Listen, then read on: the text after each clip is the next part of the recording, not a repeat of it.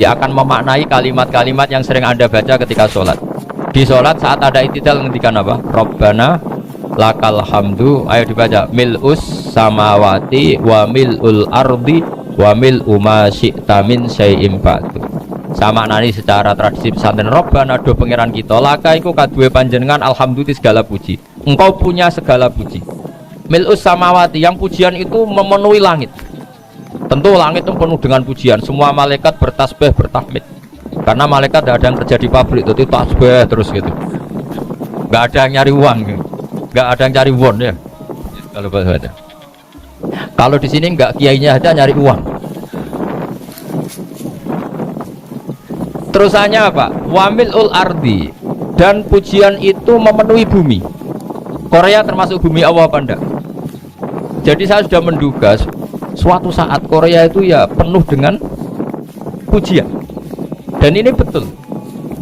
Siapa yang ngira kalau di bumi Korea ada yang hafal lagu Sakduna? Itu lagu kesayangan guru kita semua, Kiai Haji Maimun Zubair. Gak ada yang ngira. Siapa yang ngira kalau di sini ada ngaji seperti ini? Di Rusia juga sama. Uni Soviet itu negara ateis, tapi lama-lama pecah karena glasnost itu dan perestroika itu. Kemudian menjadi pecahan-pecahan negara Muslim. Ada Uzbekistan, Tajikistan, Ceknya, semuanya menjadi negara apa? Muslim. Karena dari awal lakal hamdu mil'us samawati wa mil'ul ardi, dan pujian itu pasti memenuhi langit juga memenuhi bumi. Kalau Anda baca itu di Indonesia mungkin wajar, di Indonesia banyak acara-acara seperti ini. Tapi kalau di Korea ternyata benar. Dan anda ini kalian semua termasuk pembuktian benarnya wa mil'ul ardi. Keren kan teman? Oh keren sekali, bukan sekedar keren sekali. Makanya saya jarang diundang pengajian mau, tapi diundang di Korea mau. Tapi saya ada niat datang undangan, memang saya ingin datang.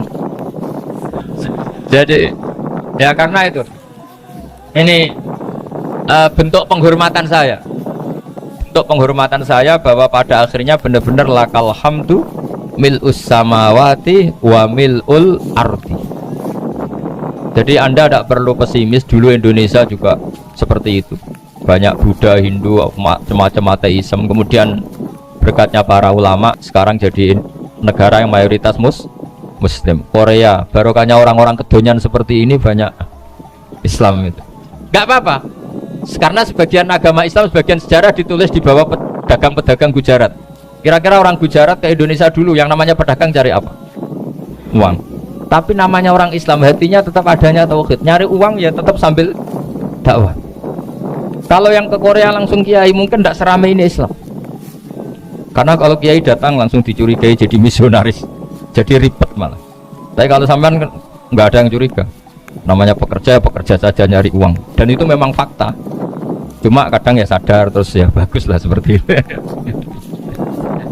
Nggak apa-apa. Maksud saya ini saya memberi support, memberi tasjek bahwa Allah itu luar biasa. Jadi kalau ingin menyebarkan agamanya macam-macam. Kadang kiai tidak bisa mengislamkan orang, itu anak-anak mahasiswa pacaran itu banyak yang pacarnya itu masuk Islam. Tapi sampean jangan bilang pacaran halal ya, tidak pernah. Tapi Allah kalau menghendaki memberi hidayah itu jalannya macam-macam. Ada yang lewat kerja. Coba yang bayangkan ada tahlilan di Korea itu semua kiai tidak pernah bayangkan. Tapi setelah banyak pekerja di sini kemudian mereka insaf atau sedang insaf tidak tahu ini. Sampai kapan insafnya juga tidak tahu. Tapi yang jelas ini hebat. Ini apa? Hebat. Tahu-tahu ya seperti ini. Makanya iman saja Rabbana lakal hamdu mil'us samawati wa mil'ul ardi. Masih ditambahi wa mil'u ma syi'ta min syai'im ba'du. Karena Allah itu zat yang tidak terperikan, zat yang tidak terbatasi. Maka pujian di langit dan bumi ini masih kurang. Masih ada apa saja yang nanti akan dipenuhi oleh pujian kepada Allah Subhanahu wa ta'ala. Wa mil'u ma syi'ta min syai'im ba'du. Dan pujian kepada Engkau ya Allah akan memenuhi semua ruangan yang Engkau kehendaki. Mungkin suatu saat negara-negara yang sekarang yang paling minim Islam itu di Amerika Selatan, kayak di Argentina dan sebagainya. Nanti suatu saat juga penuh dengan pujian karena tetap Rabbana lakal hamdu mil'us samawati wa mil'ul ardi wa mil'u ma syi'ta min syai'in ba'd. Saya di Jogja setiap akhir ngaji saya ajarin wiridan. Mungkin wiridan ini tidak asing bagi jenengan karena sering saya baca. Subhanallah wa bihamdihi adada khalqihi wa ridho nafsihi wa zinata arsyihi wa midada kalimah. Bahwa kita memuji Allah itu adada khalqi, sesuai jumlah makhluk Allah. Semua makhluk Allah meskipun kelihatannya mengecewakan, ini semuanya memuji sama Allah Subhanahu wa taala. Meskipun kadang kita kecewa, kadang kita tidak cocok. Coba barokahnya Anda ini agak-agak kecewa gitu dengan Indonesia karena nggak menyediakan lapangan kerja untuk Anda. Tapi ya nggak kecewa-kecewa amat ya, agak-agak saja. Karena Anda tetap semua mencintai Indonesia. Gara-gara agak-agak kecewa cari negara lain. Akhirnya di Korea, ada yang di Jerman, ada di Inggris. Tapi bawaan pernah ngaji di musola, Islam ini ke bawah. Sehingga karena Islam ini ke bawah, tahu-tahu ada komunitas yang memikirkan Islam. Umumnya orang mikir Islam itu ya bikin masjid. Kalau di Korea unik, nyewa apa? Nyewa gedung untuk masjid. Itu kalau diceritakan di Indonesia aneh. Ini masjid sewaan. Masjid. Tapi kalau di sini lazim, karena kalau beli mahal ya cukup sewa. Saya tidak tahu kalau dalam terminologi agama tempat Anda sujud ini nanti jadi saksi di akhirat. Itu yang permanen apa yang sewaan tidak tahu.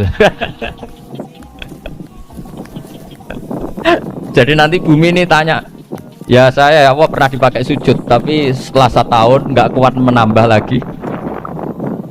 Makanya saya dukung tadi yang ada gerakan masjid apa. Sebenarnya permanen nggak permanen itu tetap bagus, tidak usah memaksakan.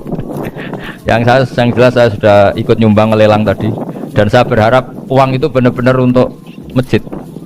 Kalau untuk takmirnya juga nggak apa-apa, yang penting untuk menghidupi masjid. Saya juga termasuk kiai yang nggak suka kalau hukum itu terlalu fanatik. Misalnya uang ini untuk masjid, kemudian imamnya diterlantarkan karena alasannya ini untuk masjid. Imam kan tidak masjid. Nah ini kalau imamnya nggak diservis kemudian mutung terus pulang ke Indonesia, ini jadi masalah. Tapi saya juga nggak suka kalau ada negara gitu. Betul-betul saya tidak suka yang imamnya itu terlalu diservis. Ini buruk sekali kan. Pernah ada anekdot, ini anekdot tapi nyata. Ada negara yang sangat sehat, Islamnya sangat sehat. Itu imamnya 1 bulan tuh digaji 70 juta. Kira-kira 70 juta dibagi 1 hari berapa? 5 sholat ya? 5 kali 30 berapa? Kira-kira saja 150. Berarti per sholat dapat berapa ya? Kira-kira kan biasa potong gaji kalau berapa kira-kira? Singkat cerita, si kiai dari luar negeri tadi cerita apa Indonesia? Kiainya miskin-miskin, datang ke masjid kan kadang pakai ontel, adzan sendiri, qomat sendiri, sholat sendiri kadang. Itu nasib orang-orang Sragen dan Salatiga sebagian. Itu yang lapor karena mereka itu. Kalau Rembang insya Allah enggak. Tapi ada semuanya Salatiga, sebagian begitu. Itu yang cerita kiainya, bukan ini bukan hoax. Memang kiainya cerita. Nasib kiai di Salatiga Gus katanya. Itu digojlok. Tapi tetap sholat.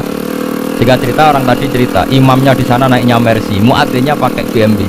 Itu tetangga sebelah Indonesia banyak yang fasilitas imam seperti itu. Karena gajinya sampai 70 juta. Setelah dia cerita bangga karena negaranya mengapresiasi imam sholat, sama Kiai Indonesia dia omongin gini, makanya kamu sholat terus, takut potong gaji ya gitu. Itu kagetnya bukan main dia. Dikira itu satu sifat kelebihan negaranya, ternyata buruk sekali karena imam sholat karena takut potongan gaji. Akhirnya Kiai Indonesia bangga, alhamdulillah kita sholat tanpa gaji dan tetap sholat. Keren mana yang digaji sama Anda? Ini yang di atas ini banyak calon imam itu. Tidak keren mana imam yang digaji sama Anda? Keren yang enggak. Tapi kalau pertanyaannya dibalik, keren mana jamaah yang peduli imamnya sama yang enggak peduli? Jadi jawabannya harus tetap seperti itu. Imamnya keren yang ikhlas, tapi jamaahnya keren yang peduli imamnya. Jelas ini ya fatwa saya ya. Gimana? Imamnya baik yang ikhlas, tapi jamaahnya baik yang peduli nasib. Nah, tapi sekali imam dari awal gak ikhlas itu harus di PHK. Itu bahaya bagi agama kalau awalnya sudah ada ikhlas. Karena nanti setelah habis subuh terus dihitung, setahu saya sholat terus kok kenapa gajinya tinggal segini? Ya, setahu saya sholat terus kok gajinya tinggal segini. Terus nanti takmirnya bilang, kemarin zuhur Pak Yai tidak ngimamin, Kemarin asar ndak ngimamin. Terus dihitung. Bisa enggak agama akan berjalan seperti itu? Enggak. Ya makanya pertanyaannya tadi, suka atau punya imam ikhlas? Suka, tapi imamnya juga suka kalau jamaahnya peduli. Ini penting saya utarakan karena agama itu beda. Agama ini diurus oleh Allah Subhanahu. Jadi kita mengerahkan pemikiran itu bukan karena kita akan menyelamatkan agama ini, tidak. Agama ini diselamatkan oleh Allah Subhanahu wa taala. Coba kayak apa Uni Soviet kuatnya itu. Mengkooptasi supaya orang semuanya ateis, semuanya komunis. Itu 100 tahun Uni Soviet begitu. Tapi orang-orang Uzbek, Ceknya, Tajikistan tetap ngajari anak-anaknya tauhid. Itu ada yang cerita itu sampai mengajarkan tauhid itu di bawah tanah, di basement. Tapi Allah menghendaki Rusia itu, Uni Soviet jatuh. Ketika jatuh, negara-negara ini langsung menjadi negara Islam, yaitu Uzbek, Tajikistan, Ceknya. Mungkin nggak mereka langsung menjadi negara Islam, andai kan saat menjadi Uni Soviet benar-benar menjadi ateis. Nggak mungkin kan? Karena saat dikooptasi Uni Soviet, akidah mereka tetap tauhid, cuma nggak berani muncul. Artinya apa? Uni Soviet nggak bisa menghabisi Islam. Kurang kerennya Uni Soviet zaman itu, bisa nggak menghabisi Islam? Nggak bisa. Donald Trump dulu termasuk Islamfobia, tapi setelah dia anti-Islam, malah orang Amerika demo supaya memperhatikan Islam. Nggak bisa. Makanya Korea pun nggak bisa menghabisi Islam. Kalau sampean menghabisi Islam sendiri bisa. Karena terus gak mau sholat, gak mau zakat itu sampai, tapi sampean toh yang Islamnya habis, Islam tetap baik-baik saja. Makanya ini penting saya utarakan supaya kamu pede bahwa agama ini pernah dibawa orang yang pedagang. Ya soal ada sebagian pendakwah yang ikhlas ya banyak, tapi sejarah yang gampang kita lihat adalah Islam itu dibawa oleh apa? Pedagang Gujarat, pedagang India. Nggak apa-apa, sejarah itu meskipun sebagian menentang nggak apa-apa, tapi sejarah itu tetap ada, pasti sebagiannya memang seperti itu, dan itu tidak masalah. Saya ulang lagi, itu tidak masalah. Coba dulu pemain bola kalau di Inggris itu kalau mau sholat susahnya bukan main, apalagi kalau mau puasa. Kalau di sini kerja puasa katanya mati lu kalau apa puasa. Kalau mau sholat katanya dicari mana ini berhalanya kok, kata orang-orang ateis kan gitu, dicarikan patungnya. Kali ini sholat kok nggak ada patungnya, ini gimana ini. Ya ngalamin gitu. Tapi Allah Maha Kuasa. Banyak investor mana itu Dubai atau Qatar yang tertarik investasi di dunia bola. Kayak Sulaiman Al-Fahim makanya beli Manchester City. Itu sekarang pelatihnya negara orang sholat gak berani, bahkan di tengah stadion dibangunkan masjid. Kalau sampai daftar jadi muadzin bisa. Apa nyanyi Sakduna di sana juga bisa. Dulu Aljazair bencinya bukan main. Apa Perancis sama orang Islam itu bencinya bukan main. Barokahnya Zidane pemain bola dan juara dunia, terus Zidane turunan Aljazair. Akhirnya orang Perancis itu mencintai Islam, itu barokahnya sepak bola. Allah punya sekian cara untuk mengenalkan Islam. Di Perancis dikenalkan lewat pemain sepak bola. Nah di Korea ini yang agak unik, dikenalkan lewat pecinta wong. Saya jamin ini tidak apa-apa, sudah tidak apa-apa, sudah aman, pokoknya aman. Saya jamin aman. Pokoknya alhamdulillahilladzi hadana lihadza wa ma kunna linahtadiya laula an hada. Karena agama ini dibawa oleh Allah Subhanahu wa taala, yang menjaga juga Allah Subhanahu wa taala. Sama tidak usah khawatir. Kalau ada kelompok tertentu yang mengkhawatirkan Islam, sekarang Islam bahaya gini-gini, itu kurang roja, itu kurang optimis itu. Harapannya sama Allah tipis, harus ngaji lagi. Agama ini limangka nayarjuwa hawal yaumal akhir. Agama ini bagi yang terus-menerus berpengharapan kepada Allah Subhanahu wa taala. Agama ini limangka nayarjuwa, coba bahasa Arabnya roja, yarju, rojaan. Maknanya harapan. Jadi agama ini bagi yang selalu berpengharapan, bukan yang pesimis, bukan yang hati kecil, apalagi yang tukang putus asa. Coba agama ini begitu luar biasa, dibawa orang yang macam-macam. Di Perancis dibawa oleh pemain apa? Bola. Ada masjid di Inggris itu ya dibawa mahasiswa-mahasiswa itu yang dulu sebagian yang nggak pernah ngaji, setelah di Inggris bikin komunitas pengajian. Di Korea dibawa di pecinta apa? Tapi lama-lama cinta Tuhan. Karena ya memang sebenarnya sudah cinta Tuhan. Cuma ya cara cinta ini nunggu punya uang Ya sudah, alhamdulillah seperti ini sudah luar biasa sudah. Insya Allah diterima oleh Allah Subhanahu wa taala. Saya selalu berharap semoga ini tetap satu bukti bahwa Allah itu harus kita sembah di mana-mana. Karena tadi Allah akan selalu Rabbana lakal hamdu mil'us samawati wa mil'ul ardi wa mil'u ma syi'ta min syai'in ba'du. Bahwa pujian kepada Allah akan selalu memenuhi langit dan memenuhi bumi. Bumi Korea termasuk buminya Allah. Makanya pegangan yang saya minta sama pengurus untuk di-share adalah Dawai Rasulullah Shallallahu Alaihi Wasallam. Mungkin nanti panitia harus mengeser itu. Ini Musnad Ahmad, riwayat dari Imam Ahmad. Al-Bilad bila dua sudah punya. Nanti di-share ya yang gitu. Al-Biladu bila dua, bahwa negara hakikatnya adalah negara Allah. Wal ibad ibadullah, semua hamba hakikatnya adalah hamba. Di hadis itu fahaitsuma asabta khairan fa'akim. Kapan saja kamu menemukan kebaikan di tempat Anda berdomisili, fa'akim, kamu enggak apa-apa di sini. Kamu di sini dapat uang, dapat masjid, dapat sewa masjid. Enggak tahu sewa apa permanen, pokoknya itu bagus gitu. Buminya dirayu. Bumi meskipun ini enggak permanen, tapi tetap jadi saksi loh ya. Harus ada kompromi ini. Karena kalau dengar orang Indonesia jadi aneh, masjid kok nyewoi. Tapi aneh di Indonesia, ada aneh di sini. Sampean tenang saja. Tentu malaikat pencatat di sini juga sudah tahu kalau sebagian masjid itu sewaan. Jadi ya ada eskal-eskal amat lah, sudah nggak janggal-janggal amat karena kondisional Jadi saya nanti minta panitia supaya mengeser tadi hadis riwayat siapa Imam Ahmad bin Hambal yang diriwayatkan oleh salah satu minal asyrah al mubasysyirina bil jannah, yaitu Zubair bin Awam. Nabi ngendikan al-biladu biladullah, negara mana saja adalah negara Allah. Wal ibad ibadullah, semua hamba adalah hambanya Allah. Fahaitsuma asabta khairan, di mana saja kamu mendapatkan kebaikan, fa'akim, kamu tidak apa-apa berdomisili di sini. Ya saya mohon ini penting sekali. Pokoknya saya mohon kalimat tauhid ini dijaga. Karena kalimat tauhid ini kata semua ulama kasyajaratin thayyibatin asluha tsabitu wa far'uha fis sama. Dan kalimat tauhid ini pasti tu'ti ukulaha kullahinim bi'idzni rabbiha. Kalimat tauhid yang dibawa umat Islam seluruh dunia. Meskipun dia orang fasik, orang nggak benar, tetap tu'ti ukulaha kullahinim bi'idzni rabbiha. Kalimat ini akan membawa berkah bagi orang yang dihinggapi atau didomisili umat Islam. Coba sebagian nanti orang Korea menjadi muslim tuh karena di sini ada komunitas pekerja muslim, kemudian menyisakan asarul Islam. Jejak-jejak Islam. Enggak apa-apa, pasti kalimat ini tu'ti ukulaha kullahinim bi'idzni rabbiha.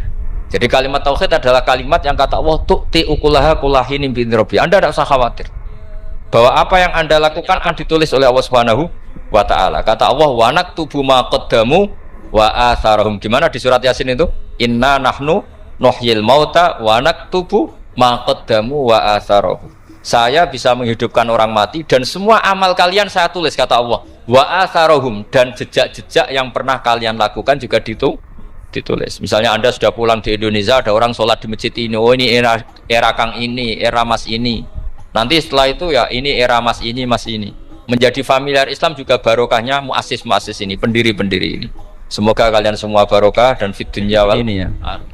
Perasaan saya juga seluruh ulama di dunia. Saya ulang lagi, perasaan saya juga seluruh ulama di dunia, bahwa Islam masuk itu macam-macam sebabnya. Dulu kita tahu, kita sebagai warga Indonesia, Islam masuk itu ya di bawah orang yang agak kedonyan, ya kayak jenengan lah kira-kira gitu. Ya kayak mbak-mbak ini, ya agak-agak mata duitan itu. Karena kita tahu rata-rata ahli sejarah mengatakan Islam di Indonesia di bawah kiai apa pedagang. Pedagang tuh nyari uang apa nyari dakwah kira-kira. Ya semoga Anda mirip-mirip seperti itu. Ya jadi nyari uang karena ada nurani Islam, sehingga tetap saja membawa Islam. Saya tidak tahu Islam Anda ala apa, tidak tahu, pokoknya mau ngaji ya berarti Islam ala ahli sunnah wal jamaah. Jadi ini penting saya utarakan bahwa Islam itu agama yang mudah difahami, sehingga di bawah pedagang saja ya kasil gitu. Di bawah orang yang kedonyan kayak jenengan juga kasil gitu. Di bawah orang baik ya kasil, di bawah orang broken juga kasil. Ini penting saya utarakan karena saya ngaji di mana-mana bilang ciri utama kebenaran absolut adalah kebenaran yang bahkan orang nggak benar saja bisa bawa. Tapi bukan berarti saya dukung Anda tidak benar, kan sudah tidak benar dulu sebelum kenal saya. Tapi nggak apa-apa, nggak benernya umat Islam insya Allah dimaafkan sama Allah Subhanahu. Ya asal tobat maksudnya. Nggak, ini saya beri satu konstruksi pikiran yang saya sering utarakan di ngaji saya. Sampai sekarang saya coba saat tes ini kan di kampus ya, di apa bacanya ini Kim University yang global leader apa in the world itu. Ini keren lah. Jadi acara ilmiah kita ditakdir di gedung apa? Kampus, gedung universitas di begini. Kalau 1 ditambah 1 2 itu namanya hakikat. Ciri utama hakikat adalah siapapun akan menerima. Saya sekarang tanya sama Anda, kira-kira 1 tambah 1 2 itu musuh Anda pun mengatakan 2 apa tidak? Ya. Pekerja Korea ya bilang 2, rektor Al-Azhar juga bilang 2. Kamu yang sekarang sedang mungkin sebagian broken sama istri juga bilang 2. Istri kamu yang mangkal sama kamu juga bilang 2. Yang cemburu ya bilang 2, yang dicemburuin juga bilang 2. Karena begitu mudah kebenaran absolut diterima oleh siapa saja. Begitu juga eksistensi Allah sebagai Tuhan. Itu mudah diterima oleh siapa saja, sehingga pembawanya tidak perlu seorang kiai atau gus atau mubalek atau ketua muin, tidak cukup karyawan pekerja Korea. Karena kebenaran absolut itu kebenaran yang mutlak, siapa saja yang waras pasti ngakui. Kira-kira orang yang berpikir sehat pasti berpikir begini, ini yang diajarkan Quran.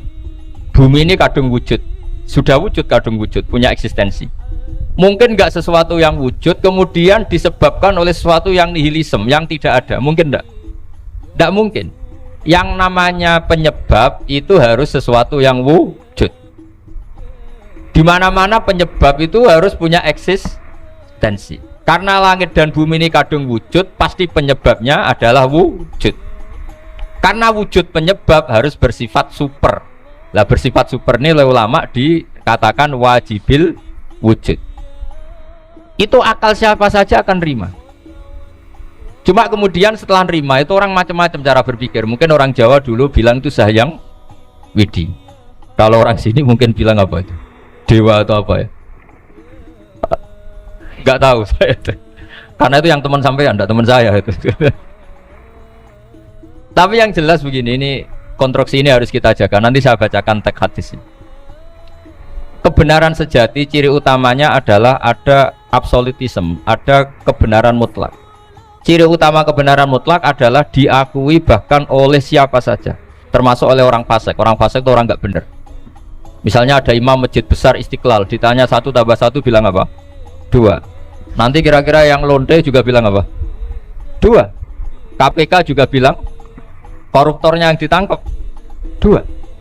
Nah, eksistensi Allah sebagai Tuhan ini kebenaran yang absolut.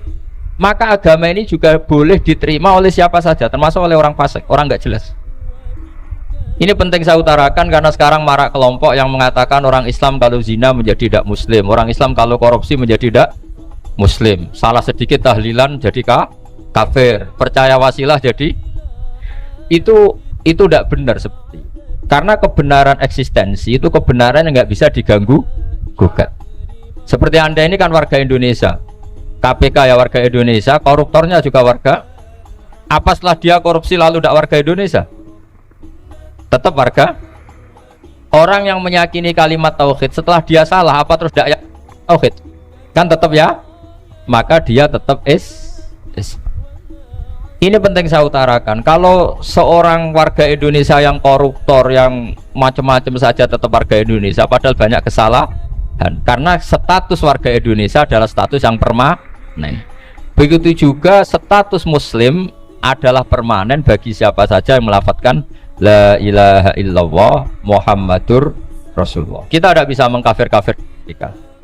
Itu juga yang sering dipesankan dan jadi ciri khas ulama ahli sunnah wal jamaah, tidak mengkafirkan orang Islam meskipun melakukan dosa besar. Soal dia salah nanti masuk neraka ya silakan saja, saya ada ikut, paham ya, sampai bisa mencoba. Tapi tetap saja dia muslim. Analoginya tadi, analoginya gampang sekali tadi. Orang Indonesia yang salah itu tidak akan merubah statusnya sebagai warga Indonesia. Karena ya memang dia berstatus warga Indonesia. Orang Islam yang sudah melafadzkan syahadat maka menjadi muslim. Saya di mana-mana berkampanye, berfatwa. Orang kafir yang 70 tahun kafir, sekali melafadzkan kalimat tauhid itu menjadi muslim apa tetap kafir? Muslim. Masa kita yang Islam terus, yang kalimat tahlil la ilaha illallah kemudian menjadi kafir karena kalimat itu? Itu faham aneh apa aneh? Wong yang kafir saja menjadi muslim karena kalimat tauhid, yang Islam menjadi kafir juga karena kalimat. Ini ngajak apa-apaan? Ya ngajak goblok-goblokan kira-kira kan gitu. Ini penting saya utarakan karena ini penting. Nah, setelah kamu yakin tauhid, ciri utama tauhid itu apa? Menstatuskan sesuatu sebagaimana hakikatnya. Misalnya bumi Korea, ini statusnya tetap buminya Allah. Maka dari awal saya husnudzon sekali sama Allah Subhanahu wa taala bahwa suatu saat di bumi mana saja itu ada tahlil. Enggak ngira kan ada ateis di sini, bumi ateis kemudian ada tahlil, ada sakduna, ada macam-macam. Ini penting, jadi saya mensupport Anda, mensupport kalian semua bahwa agama ini akan diurus oleh Allah Subhanahu wa taala. Makanya Sayyidina Umar radhiyallahu anhu kalau disuruh mikir agama itu tidak mau. Tidak mau betul deh. Ketika Umar jadi khalifah itu puncak keemasan masa Islam. Semuanya stabil, semuanya hebat. Sampai Irak, Iran zaman itu Persia masih, semuanya Mesir, itu semuanya ikut Islam.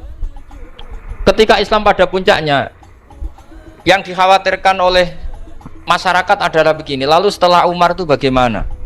Islam setelah dipimpin orang yang tangguh, yang kuat, yang waroi, yang zuhud, lalu setelah Umar itu gimana? Tapi Umar disuruh mikir gak mau. Sampai setiap Abdullah bin Umar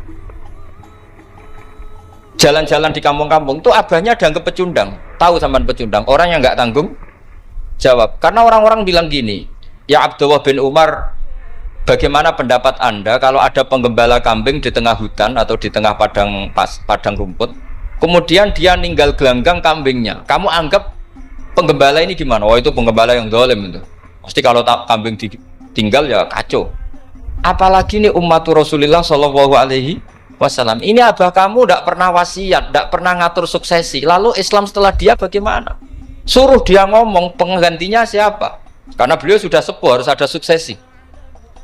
Akhirnya Abdullah bin Umar lapor ke Umar. Ini gimana bah orang mengkomplain begini. Apa kata Umar? Agama itu beda dengan kambing katanya. Agama itu milik Allah Subhanahu. Mbok saya pikir, tidak saya pikir tetap jalan. Nah ini terbukti. Jangan ulama ya ndak, mufti ya ndak, tapi bisa menjalankan agama. Kalau agama sampai pikir malah rusak. Sudah pokoknya lakukan saja, tidak usah dipikir. Akhirnya betul. Karena agama ini milik Allah. Soal kita serius memikirkannya itu karena khidmah, karena kita ingin berbakti pada agama. Tapi Anda tidak boleh berpikir kalau agama ini butuh pemikiran Anda. Beda loh ya. Kita khidmah agama serius karena kita ingin mengkhidmai agama. Tapi agama ini tidak pernah butuh kita, karena agama ini akan diurus oleh Allah Subhanahu. Coba pas sampean kecil, orang jilbaban di Indonesia itu banyak apa banyak sekarang? Banyak sekarang. Kiainya mutu orang dulu apa mutu orang sekarang? Tapi perkembangan Islam itu ramai sekarang apa ramai dulu? Ramai sekarang. Islam menyebar di seluruh dunia itu zaman Wali Songo, zaman sampean keren mana? Keren sekarang. Kualitas solehnya sampean sama Wali Songo? Wali Songo. Ini betul. Karena agama ini diurus oleh Allah Subhanahu. Sayyidina Umar, agama ini innallaha ta'ala yahfadzu dinah. Innallaha ta'ala la yudhi'u khilafatahu wala dinah. Allah itu tidak akan menyia-nyiakan agamanya. Ini terbukti. Agama ini pernah dipimpin orang terbaik di dunia, yaitu Rasulullah Shallallahu Alaihi Wasallam. Ketika beliau intakola ila rofiqil ala, ketika beliau pindah ke alam sana, diteruskan oleh sahabat yang tentu jauh di bawah Rasulullah, diteruskan tabiin, diteruskan para wali songo, diteruskan sang sampean yang jauh di bawah wali songo, sejauh-jauhnya. Tapi agama jalan sampai Korea. Agama jalan sampai apa? Dulu Wali Songo itu hanya sampai Mojokerto, sampai Tulungagung. Di bawah sampai Klayaban sampai mana ini? Korea. Coba kalau Allah tidak ngurus, nggak bisa. Yang gerakkan hatinya sampean peduli sama masjid siapa? Allah Subhanahu wa taala. Yang menggerakkan hati sampean peduli sama agama siapa? Tapi yang menggerakkan sampean ke Korea apa? Uang kan?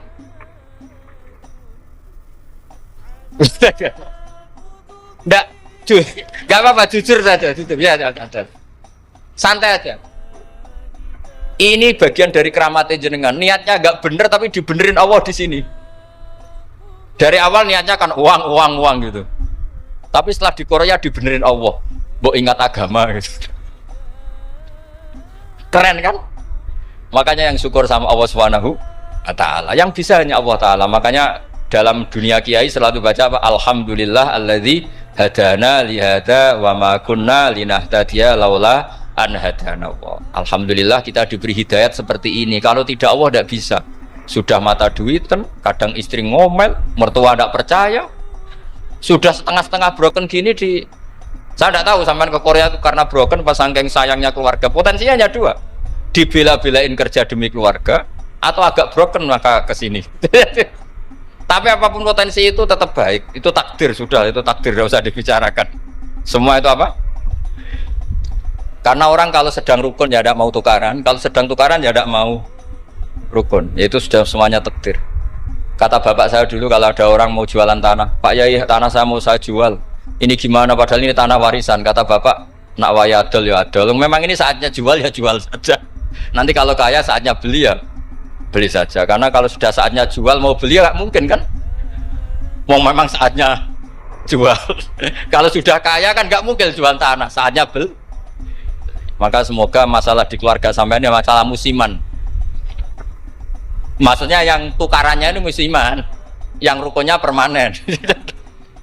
Jangan tukarannya permanen, rukunnya musiman. Setelah melihat yang lebih cantik, katut babon, nggak tahu saya nggak tahu. Nah ini semoga katut masjid ini bagian dari kafaroh sampean itu. Pernah ada di hadis Muslim, ini cerita di Sahih Muslim. Ada seseorang sedang sujud, kemudian diinjek oleh orang fasik. Saya ulang lagi, diinjek. Rokobahnya, yang diinjek itu rokobahnya. Lehernya itu diinjek sama orang fasik. Kemudian si yang sujud tadi bersumpah wallahi la yaghfiru lak. Demi Allah, Allah tidak akan mengampuni kamu. Itu Allah kemudian mewahyukan sama Nabi di zamannya. Wahyunya adalah mangkalladzi yata'alla alayya alla aghfira li fulan. Laqad ghafartu dzunuba wa ahbattu amalak. Siapa yang mencantut namaku dengan menstatuskan saya tidak bisa memberi maaf. Sungguh orang itu saya maafkan dan yang ahli ibadah amalnya tak cabut semua, tak hapus semua. Karena Allah tuh nggak boleh distatuskan sesuai keinginan yang soleh terus mengatakan orang lain tidak soleh, Allah tidak akan ngampuni. Ngampuni tidak itu wilayahnya Allah dan Allah yaf'alu ma yasha, dan Allah berkali-kali memaklumatkan dirinya yaghfiru liman yasha wa yu'adzibu man yasha. Tapi ini kubu sebelah nyifati Allah hanya wa yu'adzibu, kubu sebelah kan gitu. Tidak pernah kalau Allah disifati yaghfir. Bagaimana Allah gak tersinggung? Allah selalu distatuskan yu'adzib. Kira-kira kalau Allah kan gini, saya ini bisa u'adzib, bisa aghfir, kenapa status saya tinggal yu'adzib? Ini ngaji di mana? Khatam enggak kan gitu. Makanya resikonya ahli sunnah itu masyhur tuh Pak Hamid Pasuruan. Tamu macam-macam diterima. Ketika orang benci Golkar itu ada tamu dari Golkar juga diterima.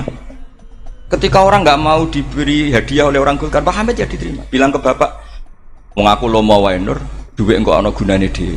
Sing marai rawan hisab itu kan kamu dapat uang nggak jelas kemudian kamu pakai pribadi. Kalau orang-orang soleh kan nggak pernah dipakai, kan aman saja. Loh, dihisab apanya? Wong hanya pralon. Kalau istilahnya Pak Hamid itu pralon.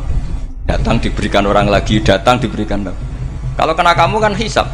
Terus kamu nyate makan wareg glegeken. Nah, itu uangnya nggak jelas dipakai nyate glegeken ya mesti hisab. Kalau nggak jelas ya disedekahkan. Kalau ingin bebas apa? Bisa. Tapi kalau sering sedekah biasanya nggak bebas dari miskin. Tapi kalau kamu wali kan tetap kayak Pak Hamid itu masyhur bisa kok. Tapi kan nggak jadi miskin. Kamu nggak terkenal sakok tapi miskin. Ini nggak wali. Nah kemudian ini yang makalah yang saya siapkan begini. Sekarang Indonesia itu dikepung oleh paham-paham keras. menghadapi paham-paham keras itu yang paling hebat tentu ilmu. Dalam banyak cerita, banyak saksinya juga. Pernah, ini masyhur sekali cerita ini. Sya'rawi itu ketemu orang ekstrim yang mau mengebom orang-orang Islam yang sedang main di bar. Gem lah kira-kira gitu. Karena di dunia Allah kok maksiat tok, ini baiknya mati aja daripada hidup, daripada ngeleng-ngeleng bumi gitu. Ditanya sama Sya'rawi, kalau betul mereka jadi mati, aina masiruhum, lalu mereka mati terus kemana? Dijawab oleh ekstremis tadi, ya ilan nar, karena mereka matu fi hinil maksiyah, mati ketika maksiat. Terus jawabnya si Sya'rawi, lalu kalau mereka ke neraka itu keinginan Rasulullah apa keinginan kamu? Apakah pernah Rasulullah itu berkeinginan umatnya mati masuk neraka? Ya enggak. Ya sudah, kalau itu tidak keinginan Rasulullah jangan lakukan. Itu kan satu ilmiah yang luar biasa. Rasulullah tidak pernah ingin umatnya mati dalam keadaan siap masuk neraka. Makanya tidak usah mati pas itu ya. Bener MC tadi, kalau mati milih tanggal dan milih tempat. Ya itu diantara pujian-pujian yang masyhur tuh, yang puji Rasulullah itu khuliqta mubarra'un min kulli aibin faka'an nama khuliqta kama tasya. Jadi itu sebenarnya makalahnya sahabat, tapi yang untung Mustafa Atif karena dapat uang banyak dari nyanyi. Jadi itu sebenarnya makalah normal dari pujian seorang sahabat, tapi yang untung Mustafa Atif. Mungkin yang untung juga pengundangnya karena ternyata badi ya. Nah cerita Imam Sya'rawi tadi, Sya'rawi Sya'rawi Mutawali Sya'rawi ya. Mufassir itu. Saya punya kitabnya itu 27 jilid. Saya sebagai peneliti itu ya enggak, karena saya butuh adit ya, butuh penguat itu, dan penguat itu pula yang saya bawa ke sini. Ya ini saya baca terjemahnya dulu, nanti saya baca Arabnya supaya dapat barokahnya Rasulullah SAW sebagai Jami'ul Kalim. Nabi pernah didatangi seorang Bedui. Bedui itu Arabi, orang kampung. Minta sama Nabi, karena Nabi itu udah orang kaya, tentu kira-kira saya bayangkan ya dikasih 50.000 atau 10.000.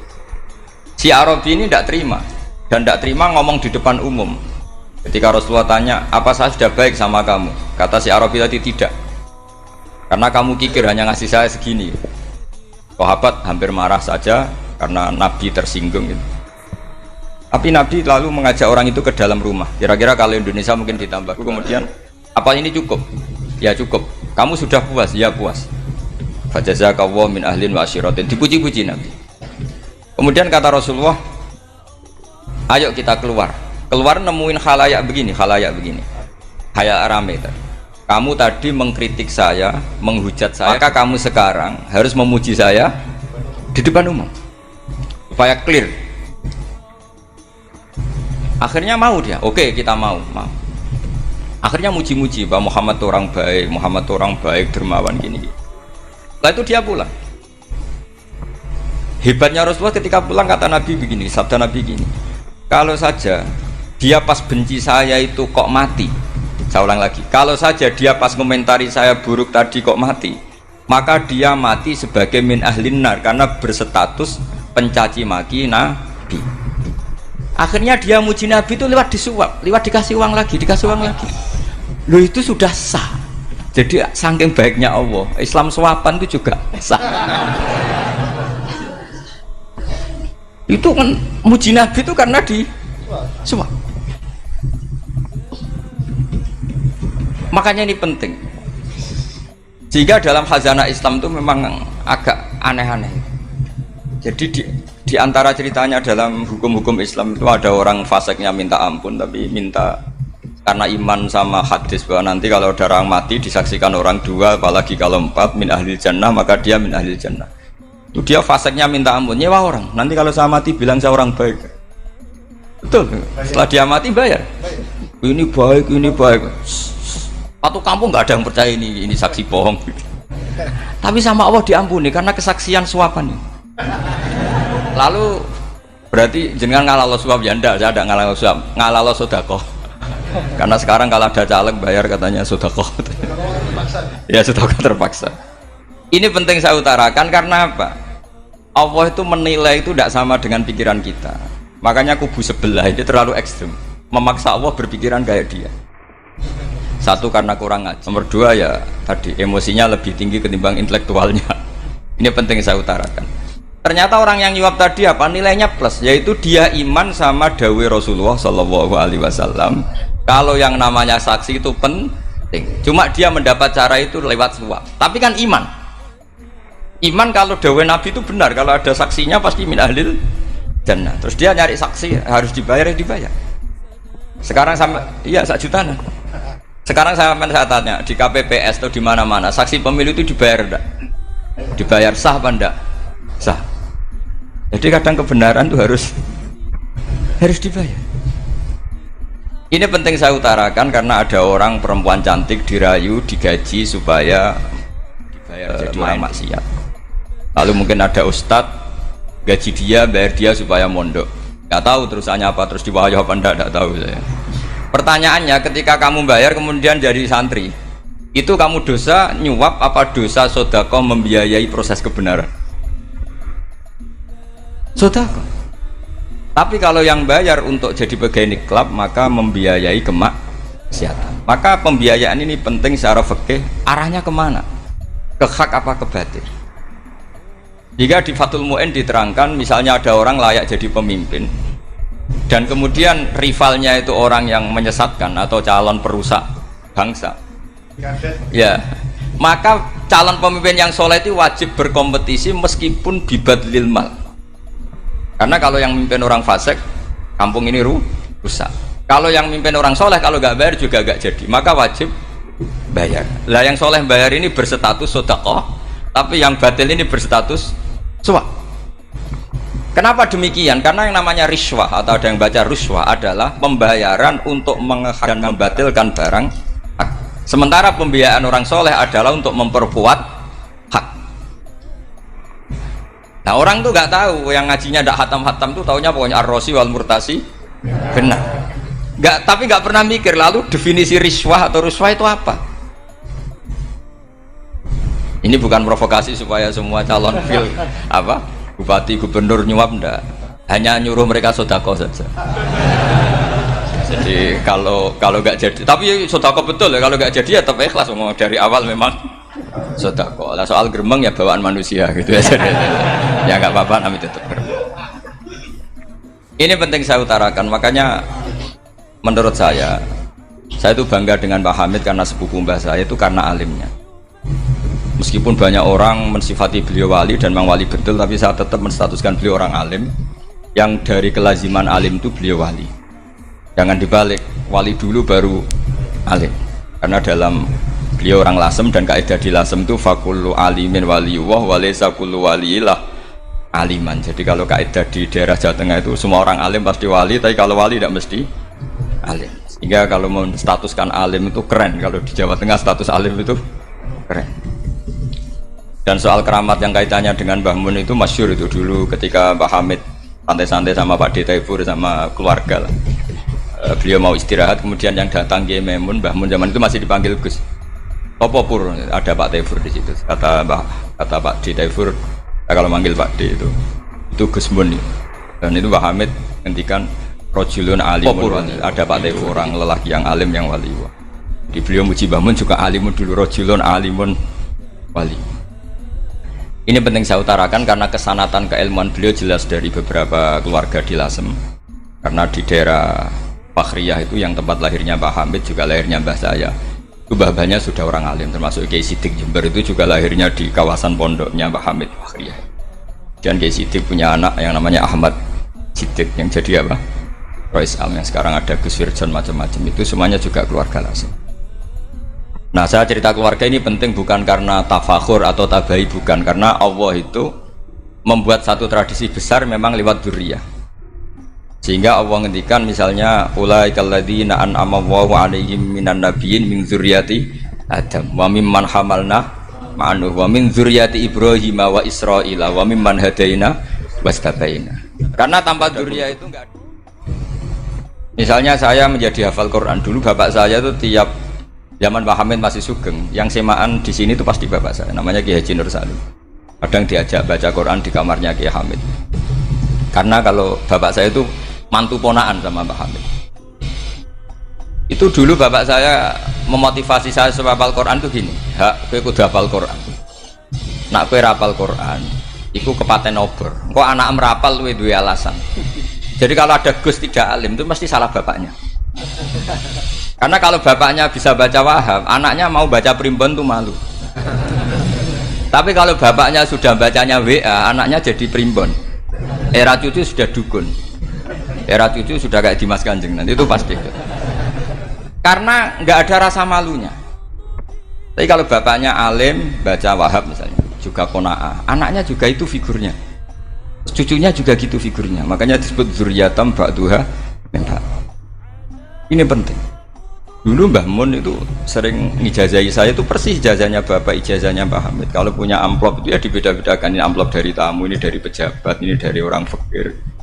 Jika penggunaannya juga sesuai itu, tidak serampangan. Karena dianggap amanat kalau kita hisab. Kalau sekarang nggak salah dikumpulkan. Orang desa salam template wadol pitik kuru, wedhus kuru. Ambek guse tuku HP seri terbaru itu kan kasihan ya. Padahal sing salam template itu ibunya kerja di Malaysia. Mungkin gelantungan ngecat tembok di Malaysia. Hasil salam template digugus tuku HP terbaru itu kan nggak imbang. Nah, tuku tasbih kan sumbut. Ini bukan nyindir tapi ngamuk. Jadi ini penting karena semuanya itu ada hisabnya. Walatus alunna yauma idzin anin naim. Karena tradisi ini harus kita teruskan ala qadril istitha'ah. Karena itu nanti yang mengawal.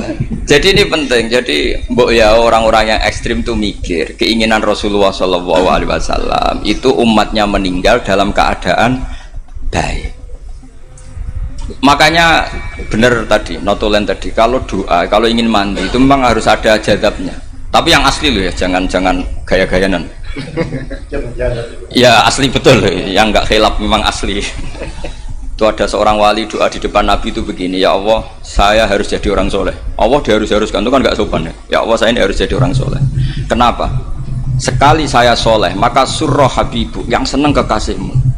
Sekali saya fasik, maka yang senang musuhmu, yaitu iblis. Tinggal jenengan mau menyenangkan musuhmu. Akhirnya dapat aku, ya sudah soleh aja soleh, ini kok doa kok neror orang ini. Kira-kira gitu. Jadi ya Allah, saya harus jadi orang soleh. Kalau saya jadi orang soleh, surroh habibu, yang senang kekasihmu. Kalau saya jadi orang fasik, yang senang musuhmu. Sedangkan tinggal milih saja, menyenangkan kekasihmu apa menyenangkan musuhmu. Kira-kira Allah senang mana? Senang menyenangkan. Wah, itu doa paling mustajab. Tapi syaratnya harus anti bikolbin dan dari ijazah nggak mandi, itu ijazah nggak mandi. Maka ini tidak saya ijazahkan. Nanti kalau kamu ngalami isak sendiri, ngalami wujdi sendiri, terus ngalami itu, insya Allah makbul. Dia mau gaya-gaya nan copy paste, nggak diterima itu. Jadi wali-wali dulu itu kalau berdoa itu sederhana, tapi dari hati yang paling dalam. Makanya Nabi Musa itu terkenal, orang paling seenaknya sendiri dan Nabi Musa hubungannya dengan Allah. Tapi sama Allah dimaafkan karena orisinil, tidak bikin-bikin. Rasulullah juga itu, kalau sudah marah itu doanya gitu. Cuma celakanya ditiru Nira Warisman dulu itu. Nabi itu ketika perang Badar itu jelas kalah, nggak mungkin menang, sudah jelas kalah. Nabi hanya 313 orang kafir, 1000 dengan perlengkapan apa? Sudah lengkap semua. Setelah perang dilihat itu jelas kalah. Seri awal yang memang kalah betul. Doanya Nabi apa? Allahumma intuhlik hadil isobah lam tu'bad ba'dal ya. Ampun Gusti, silahkan bikin kalah, tapi ra ono sing roh nak jenengan pangeran. Mohon lahiran jenengan dadi pangeran, ora ono sing roh. Enggak ada ibadah. Intuhlik hadil isobah lam tu'bad ba'dal ya. Kalau engkau menghancurkan kelompok saya ini, jenengan sebagai Tuhan tidak ada yang nyembah lagi. Karena yang nyembah tinggal kelompok kita. Tapi yang ngendikan Nabi, kalau kamu niru tidak bisa. Gak bisa kamu doa, ya Allah saya ini santri salafiyah, kalau saya bodoh menjadi presiden buruk terhadap alumni salafiyah. Gak apa-apa sekali-kali doa gitu. Tapi kata Allah lainnya masih banyak.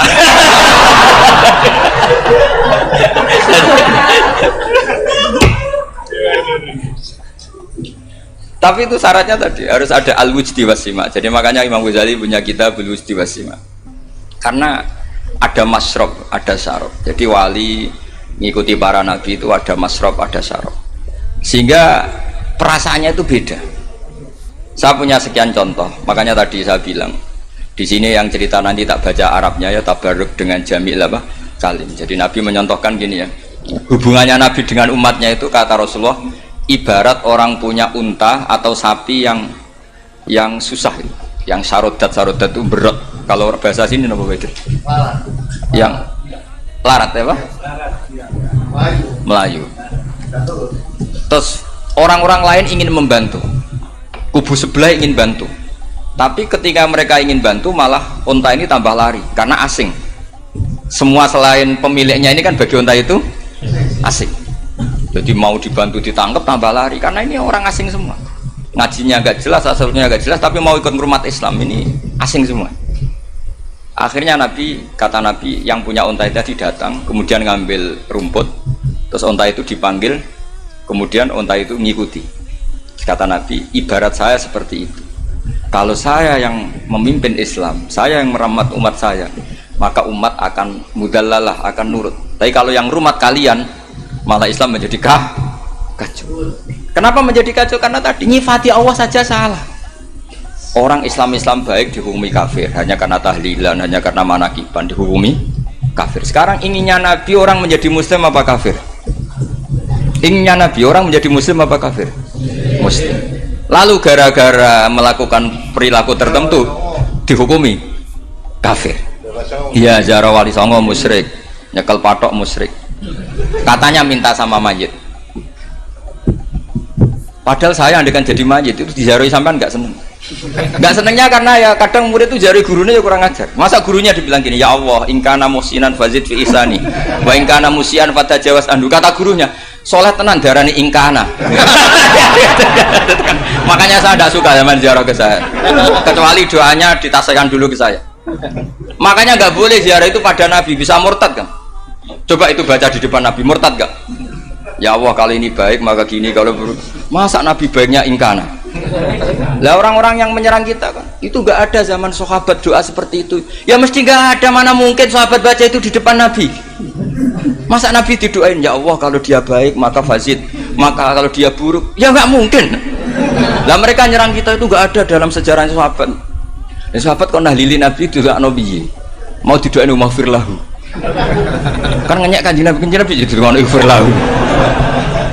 Ya mesti saja sahabat gak akan tahlilan. Yang kabudut itu Rasulullah, bahkan diistilahkan kabudut saja salah. Intaqala ila rafiqil ala. Nah kalau sampai harus ditahlili, kalau enggak yang rokok betul. Amalnya pas-pasan, dosanya berkelanjutan. Kondak gimana? Punya tanah warisan yang hasil ngerebut milik orang lain, dipakai anak cucumu, ini berkelanjutan enggak dosanya? Berkelanjutan, berseri-seri. Mereka kalau nyerang kita kan sahabat tidak melakukan itu untuk Nabi, ya nggak mungkin lah sahabat mendoakan itu pada Nabi, kan nggak mungkin. Coba kalau kamu jadi mayit, terus kamu gurunya, terus ada murid kamu bilang Allahumma ingkana musinat fazid fi isani wa ingkana musian fatajawaz anhu, mesti kalau kamu bisa bangun. Ya Allah, cong meyakini saya soleh itu masih ingkana. Kalau guru saya soleh maka, kalau guru saya buruk maka, itu kan taklek namanya, apa? Itu kan kurang ajar. Loh, saya tidak pernah doa gitu di depan Muhammad Basuran, tidak pernah. Saya kalau doakan bangun ya tidak pernah gitu. Allahumma ali darajati fil jannah gitu. Saya nggak pernah, ingkana nggak pernah. Karena andekan itu saya juga sama kok. Cuma kalau ada orang doa di bangun gitu ya karena orang lain ya tak biarin. Tapi saya tidak bilang amin, ya biarin aja sudah. Tapi kalau santri sarang nggak usah lah doa ya apa? Ingkana. Masa meyakini solehnya gurunya kok nunggu apa? Ingkana. Ini bukan ijazah, ini marah ini. Jadi pelurusan ini. Saya ulang lagi, ngaji itu harus khatam. Pentingnya khatam tadi, kalau di bab tafriq bainal haqqi wa bainal batin, seakan-akan kubu sebelah ini benar karena tegas. Tapi kitab itu tidak hanya bab itu, juga ada bab tawadhu. Di bab tawadhu itu, misalnya kita melihat orang kafir, ini wajar maksiat kan, dia kafir. Masa saya mukmin maksiat? Dan ini kafir bisa saja nanti husnul khotimah, saya muslim bisa saja su'ul khotimah. Jika tetap tawadhu, melihat yang lebih sepuh ini aksaru ibadatan minni, melihat yang kecil asghar berarti aqallu maksiatan minni, sehingga melihatnya itu tawadhu. Jadi kalau di bab tawadhu semuanya orang itu mungkin. Nah di sini Rasulullah SAW mengajarkan, ketika malaikat Jabal bilang, Muhammad, orang yang mendustakan kamu saya tungkepi gunung biar mati semua. Kata Rasulullah, saya berharap keluar dari tubuh mereka min aslabihim, dari keturunan mereka orang-orang sing mukmin. Sudah karuan kafir saja Nabi tidak berhenti berharap. Jangan-jangan nanti keturunannya mukmin, dan itu betul. Kita tahu Abu Lahab punya anak Darroh itu mukminah. Abu Jahal punya anak Ikrimah juga mukmin. Dulu Walid bin Mughirah musuh besarnya Rasulullah punya anak Khalid bin Walid. Sekarang orang-orang yang abangan gak hafal Quran, kadang anaknya hafal Quran lewat program PTPQ, kadang yang hafal Quran malah anaknya ndak hafal. Makanya kalau pas wisuda sampai bingung, gurunya itu sampai nangis. Kenapa nangis? Ini anaknya orang nggak hafal Quran tak wisuda hafal, saya gurunya ndak hafal kata. Lah kenapa bisa jadi hafid? Karena guru sewaan kata. Itu banyak sekali. Kemudian termasuk tradisi mengakui santri goblok, ini penting. Itu nggak ada santri sebarokah santri goblok. Makanya dulu Mbah Mun, Mbah Hamid, Kiai Alim itu kalau sama santri goblok ya tidak benci. Enggak kayak sekarang semua orang bikin sekolah unggulan. Sekolah unggulan itu kritik saya hanya memproduksi orang-orang yang nantinya mendapat. Kalau kamu punya santri hafal Quran, nanti hadiahnya umroh, tanglanya umroh, santri pinter hadiahnya beasiswa. Tapi hubungannya sama negara itu mendapat. Sementara santri yang goblok hidup di pedalaman Kalimantan karena di sana belum ada masjid, bikin masjid dia. Sebagian hartanya dipakai masjid, sebagian hartanya dipakai bangun masjid. Ini yang goblok pendiri masjid, yang pinter pengajian di masjid dibisaroi uang kas masjid. Artinya gini, ya kalau halalnya halal, tapi kita mbok yoroh hikmahnya orang-orang goblok itu. Supaya kita tetap ngaji, Rabbana ma khalaqta hadza batila. Semua ini ada gunanya. Subhanaka ma khalaqta. Jadi semua ini ada gunanya. Maka bagi santri-santri yang goblok, tolong nanti saya di-Fatihai karena saya ini pembela Anda. Loh yang ngomong biar saya, karena saya terkenal santri pinter. Kalau yang ngomong sampean goblok kan nggak ada yang percaya. Oh, padune podo gobloknya kan gitu. Yang ngomong harus saya. Saya itu niru Rasulullah Shallallahu Alaihi Wasallam. Nabi itu kalau ada santri serabakat pinter itu diwaris sak surat usung nang mulai pinter. Banyak itu.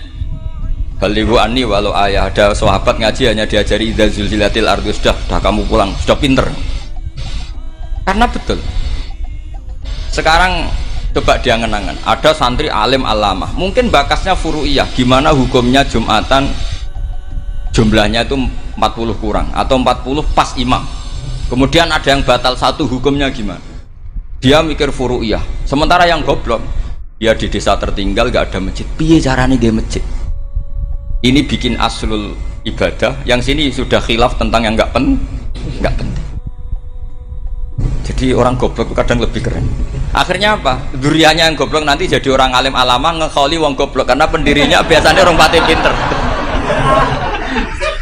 Itulah Allah Subhanahu Wa Taala. Ada bikin sesuatu itu sia-sia. Nah saya ini korban ilmu itu. Akhirnya santri saya banyak yang nggak jelas. Ya. Tapi ya saya terima saja, saya santri itu macam-macam. Ada yang profesor, ada yang doktor, ada yang goblok, ada yang baru tobat kemarin, ada yang Cina lagi seneng ahli sunnah wal jamaah, macam-macam. Semuanya ngaji sama saya. Karena saya tetap berkeyakinan Rabbana ma khalaqta hadza batil. Ini penting saya utarakan karena khazanah kita ini jangan digerus oleh orang yang tidak bertanggung. Ini penting. Jadi kebanyakan orang ekstrim karena mensifati Allah Ta'ala itu hanya dengan status yu'adzib, tidak dengan status yaghfir. Dan itu mereka harus ngaji lagi. Kurang apanya Rasulullah SAW? Nabi sebagai manusia benci sekali sama pembunuh Hamzah karena qatilu ahabbin nasi ila Rasulillah. Itu sama Wahsy. Siapa yang nggak tahu Wahsy? Qatala ahabban nasi ila Rasulillah, itu qatala Hamzah. Dan ketika Nabi nyuwun sewu maksud no Wahsy, Allah malah nurkan ayat laisa laka minal amri syai'un aw yatuba alaihim. Ada pilihannya aw yatuba alaihim. Apa yang terjadi? Justru Allah mentobati Wahsy, memaafkan Wahsy, mentobati Wahsy. Ada sahabat yang dipuji Nabi hamamatul masjid, akhirnya su'ul khotimah. Kita tahu ceritanya siapa? Sa'labah. Makanya kata Mbah Mun sering cerita ke saya, banyak orang darani saya itu tidak jelas, kata Mbah Mun, karena saya sama siapa saja baik, sehingga banyak yang nuduh saya itu tidak jelas. Kata beliau, ulama paling jelas ya saya ini, karena masih orisinil, kata beliau. Tapi pakai bahasa Jawa, karena tadi Mbak Idris bilang ada yang MA ya, Mbak, Madura asli tadi, makanya saya terpaksa bahasa Indonesia tadi. Kata Mbah Mun, ulama paling jelas ya saya. Karena saya menyikapi siapa saja baik, karena di hati saya hanya membaca laisa laka minal amri syai'un aw yatuba alaihim aw yu'adziba. Kenapa kamu vonis si buruk? Bisa saja nanti baik. Yang sedang baik bisa saja nanti Kalau nasib seseorang nggak jelas, kenapa kamu sikapnya jelas? Nah, ini orang-orang nggak ngaji itu memaksa orang lain jelas. Ini kubu sebelah pasti salah, ini pasti benar. Manusia kok dipasti-pastikan gimana? Kita ini tidak nabi. Kalau nabi maksum pasti benar. Kalau sampean apa? Maksum bisa. Jadi ketidakjelasan para ulama ini berdasar konstitusi tadi bahwa itu wilayahnya Allah. Ini penting saya utarakan. Jadi penting sekali. Jadi orang yang sedang fasik sekarang bisa saja nanti tobat. Yang sedang sekarang soleh bisa saja nanti masalah. Hingga Rasulullah tetap mengajarkan ya muqallibal qulub tsabbit qalbi ala dinik. Jadi kalau ngaji itu khatam. Khatam itu begini misalnya ya. Saya pernah ngaji Ihya, belajar Ihya khatam. Bahkan saya punya takrirannya berdasar kitab Ithaf, sarahnya Ihya. Kalau ingin tahu sanadnya sarah Ihya ya misalnya Gus Idris ini oleh Idris ngaji Mbah Hamid Pasuruan, ngaji Mbah Dimyati. Mbah Dimyati ini ngaji sama kakaknya Kiai Mahfud Termas. Kiai Mahfud ngaji sama abahnya Kiai Abdullah. Ki Abdul ngaji sama abangnya Ki Abdul Manan. Ki Abdul Manan ini mulazim terhadap Sayyid Murtado Az-Zabidi. Jadi kalau santri Salafiyah ini ya kira-kira tokoh Sabiah. Karena Mbak Idris Sadisa ya kira-kira sampean itu dari pengarang Ithaf itu baru tokoh berapa? Sabiah, masih keren. Turun pitu. Masih kaya lah. Lah kamu kok miskin? Turun ke wolu katanya kan. Jadi nanti kalau masih keren. Itu sampean ngaji kitab kalau khatam. Saya ulang lagi kalau khatam itu memang ada bab-bab di mana ulama itu harus tegas, harus tafrik bainal haqqi wa bainal batil. Oke, itu bagus.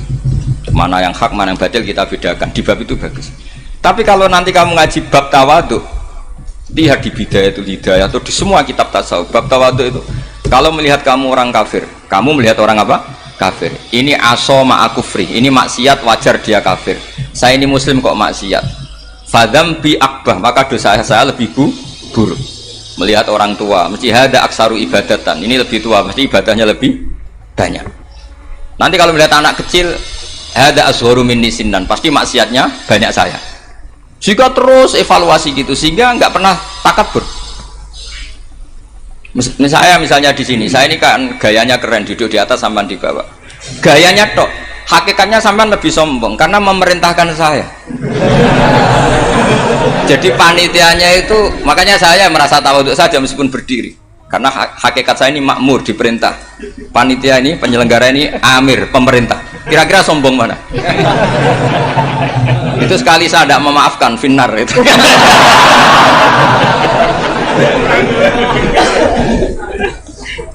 Tapi insya Allah tak maafkan lah. Iya masih insya Allah. Tapi menghadapi yang sedang kafir saja nggak putus asa. Bisa saja mereka nanti melahirkan anak-anak yang Islam. Jadi kalau ada kiai menghina orang kafir itu jangan melihat kiai kok pancanan wong kafir. Yang benar itu kiai yang penuh harapan. Sehingga sama orang kafir saja berharap. Tapi sekarang enggak. Kiai pancanan wong kafir, kiai kok pancanan wong fasik. Logikanya dibalik. Kiai nelateni wong kafir nak menawa anak turune masuk Islam. Kiai nelateni wong fasik anak menawa dadi soleh. Logikanya harus seperti itu. Nah soal perang itu beda. Perang kan mereka sudah menstatuskan diri ingin bunuh kita. Tentu kita harus berani untuk mempertahankan diri. Tapi kalau kondisi normal tidak bisa seperti itu. Ini kan kondisi normal. Itu Rasulullah. Ya nggak boleh. Karena tadi. Bahkan kalau saya pernah ngaji ini di Sidogiri pernah cerita Rasulullah jajar Nabi Nuh. Ada seorang wali, pasnya Abu Hasan Asyadili. Siapa Abu Hasan apa? Asyadili. Mimpi ketemu Rasulullah jajar Nabi Nuh. Kemudian Nabi Nuh itu digojlok sama Rasulullah. Kamu pernah masukkan kaum kamu, bisa saja fi aslabihim atau fi zuhurihim ada nasamatan sing tu'minu billah. Sekarang misalnya begini ya, ini orang kafir. Di sini itu ada gen yang ribuan ila yaumil qiyamah. Bisa saja gen-gen yang sekarang masih di zuhurihim, karena kalau apa gen di lelaki diistilahkan fi zuhurihim, ini saja nasamatan tu'min. Nasama yang nanti mukmin. Kalau dia mati kan berarti kamu membunuh calon orang mukmin berikut. Jadi, tapi ya sama. Tapi kalau kamu bilang dibiarkan, bisa saja ini ada nasama sing calon kafir. Berarti kamu membiarkan kekafiran. Nah di sini hebatnya Allah. Allah bikin Nabi Nuh mewakili istihad potensi kekafiran berlanjut sehingga beliau bilang wala yalidu illa fajiran kafaro. Paham ya kan Rabbi la tadzar alal ardi minal kafirina dayara innaka intadzarhum yudillu ibadaka wala yalidu illa fajiran kafaro. Logika itu terwakili oleh Nabi Nuh. Logika bisa saja ini ada nasamatan untuk minubillah. Itu terwakili oleh Rasulullah bal arju ayyukhrijawahu min aslabihim may ya'buduwaha wa la yusyriku bihi syai'an. Kayak apa untungnya kita jadi umat Rasulullah sallallahu alaihi wasallam? Masalahnya Nabi Nuh gak Nabi Nuh, Nabi Muhammad. Jadi kira-kira istiadat kamu ikut Nabi siapa? Kalau main hantam ya ikut Nabi Nuh. Kalau main rojak berharap Nabi Muhammad. Ya sudah, sampean ikut mana tuh? Nabi Muhammad. Ini penting saya utarakan supaya apa-apa itu terukur lewat ilmu. Ya pokoknya istilah kayak Wali Songo yang tercerminkan sampai ke kita kayak Pak Hamid, karena Pak Hamid ini syaratnya secara gen sampai Sunan Bonang, di silsilah itu sampai Sunan Bonang. Saya punya catatan nasabnya Mbah Hamid Pasuruan sampai Sunan Bonang, ditulis Mbah Khim itu ya, pas 40 harinya Mbah Hamid itu. Ini penting saya utarakan supaya ekstremitas itu berkurang. Logika-logika yang dibangun ulama itu ngikuti riwayat. Agama itu ngikuti riwayat, bukan sekedar akal. Saya punya contoh ketika kitab Ihya menutup kitabnya, yaitu Imam Ghazali. Itu ada dua orang. Ini di akhir kitab Rojak dan dipakai nutup kitab Ihya sebagai rojaknya Imam Ghazali. Ada dua orang min ahli nar dipanggil sama Allah. Ini sekaligus ijazah. Kali ini ijazah betul. Yang dipanggil ke surga itu masih muqayyad dan biangkalil jahim, masih muqayyad, masih dibelenggu sama atribut neraka. Terus sama Allah ditanya, piye jong kabarin rokok? Wah syarra makanan Gusti rokok jenengan takokno sekarang ra enak jen. Terus kata Allah, ya sudah kamu kembali ke sana karena kamu memang orang fasik. Itu lari, semangat mau ke neraka. Ini ijazah. Semangat disuruh kembali ke neraka itu semangat lari. Allah tanya, loh Jong kenapa kamu semangat? Ya Allah, saya ini sudah kapok. Dulu ketika di dunia kamu perintah, engkau perintah, saya tidak semangat. Maka kali ini jenengan perintah, saya semangat. Karena saya sudah kapok. Setiap engkau perintah, saya ada lari semangat ke neraka. Nah barokahnya semangat masuk neraka ini, kata Allah, ya sudah kamu di surga saja. Maka ijazah, nanti kalau ada pengumuman silahkan masuk neraka, kamu harus lari sekencang-kencang. Karena itu perintah Allah apa? Yang ketika kita di dunia kalau diperintah males-malesan. Kalau kamu diperintah sholat subuh jamaah kan males-malesan. Dan itu menjadi kita masuk neraka. Sebagai kafarah itu ya Allah, karena ini perintah engkau, saya tidak males-malesan lagi. Wis ngembaliin rokok, lari semangat. Allah akhirnya haru, dimaafkan.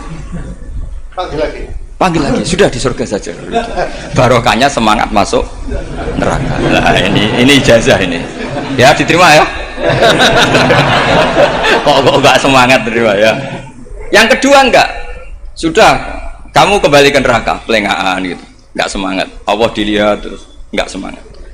Kenapa kamu tolah-toleh? Ya Allah, saya tidak pernah ngira ketika engkau manggil saya ke surga, kemudian engkau kembalikan lagi ke neraka. Ya sudah di surga saja, barokahnya husnudzon. Jadi ini ijazah, kamu milih dua itu, milih yang mana? Artinya apa? Logika kamu itu tidak mesti masuk apa yang dilakukan oleh Allah Subhanahu wa Ta'ala. Itu logika kamu kan tidak masuk, tapi Allah yaf'alu ma yasha. Ini penting saya utarakan. Nah tapi orang-orang ekstrim itu maunya nyifati Allah dengan status yu'adzim, yantakim, Jabbar, Qahar. Sifatnya Allah Ta'ala itu 99. Kenapa apa kamu hanya satu? Jadi tetap saja menghadapi fenomena seperti ini tetap laisa laka minal amri syai'un aw yatuba alaihim aw yu'adzib. Sehingga setahu saya Mbah Mun, Mbah Hamid Pasuruan, guru-guru kita, habaib yang alim-alim itu melihat tamu macam-macam ya dilayani semua. Karena ini ngadepi fenomena sosial yang semuanya tidak jelas. Kalau nggak jelas apa? Ya kita bisanya berharap karena afdolul ibadah itu intidharul farad.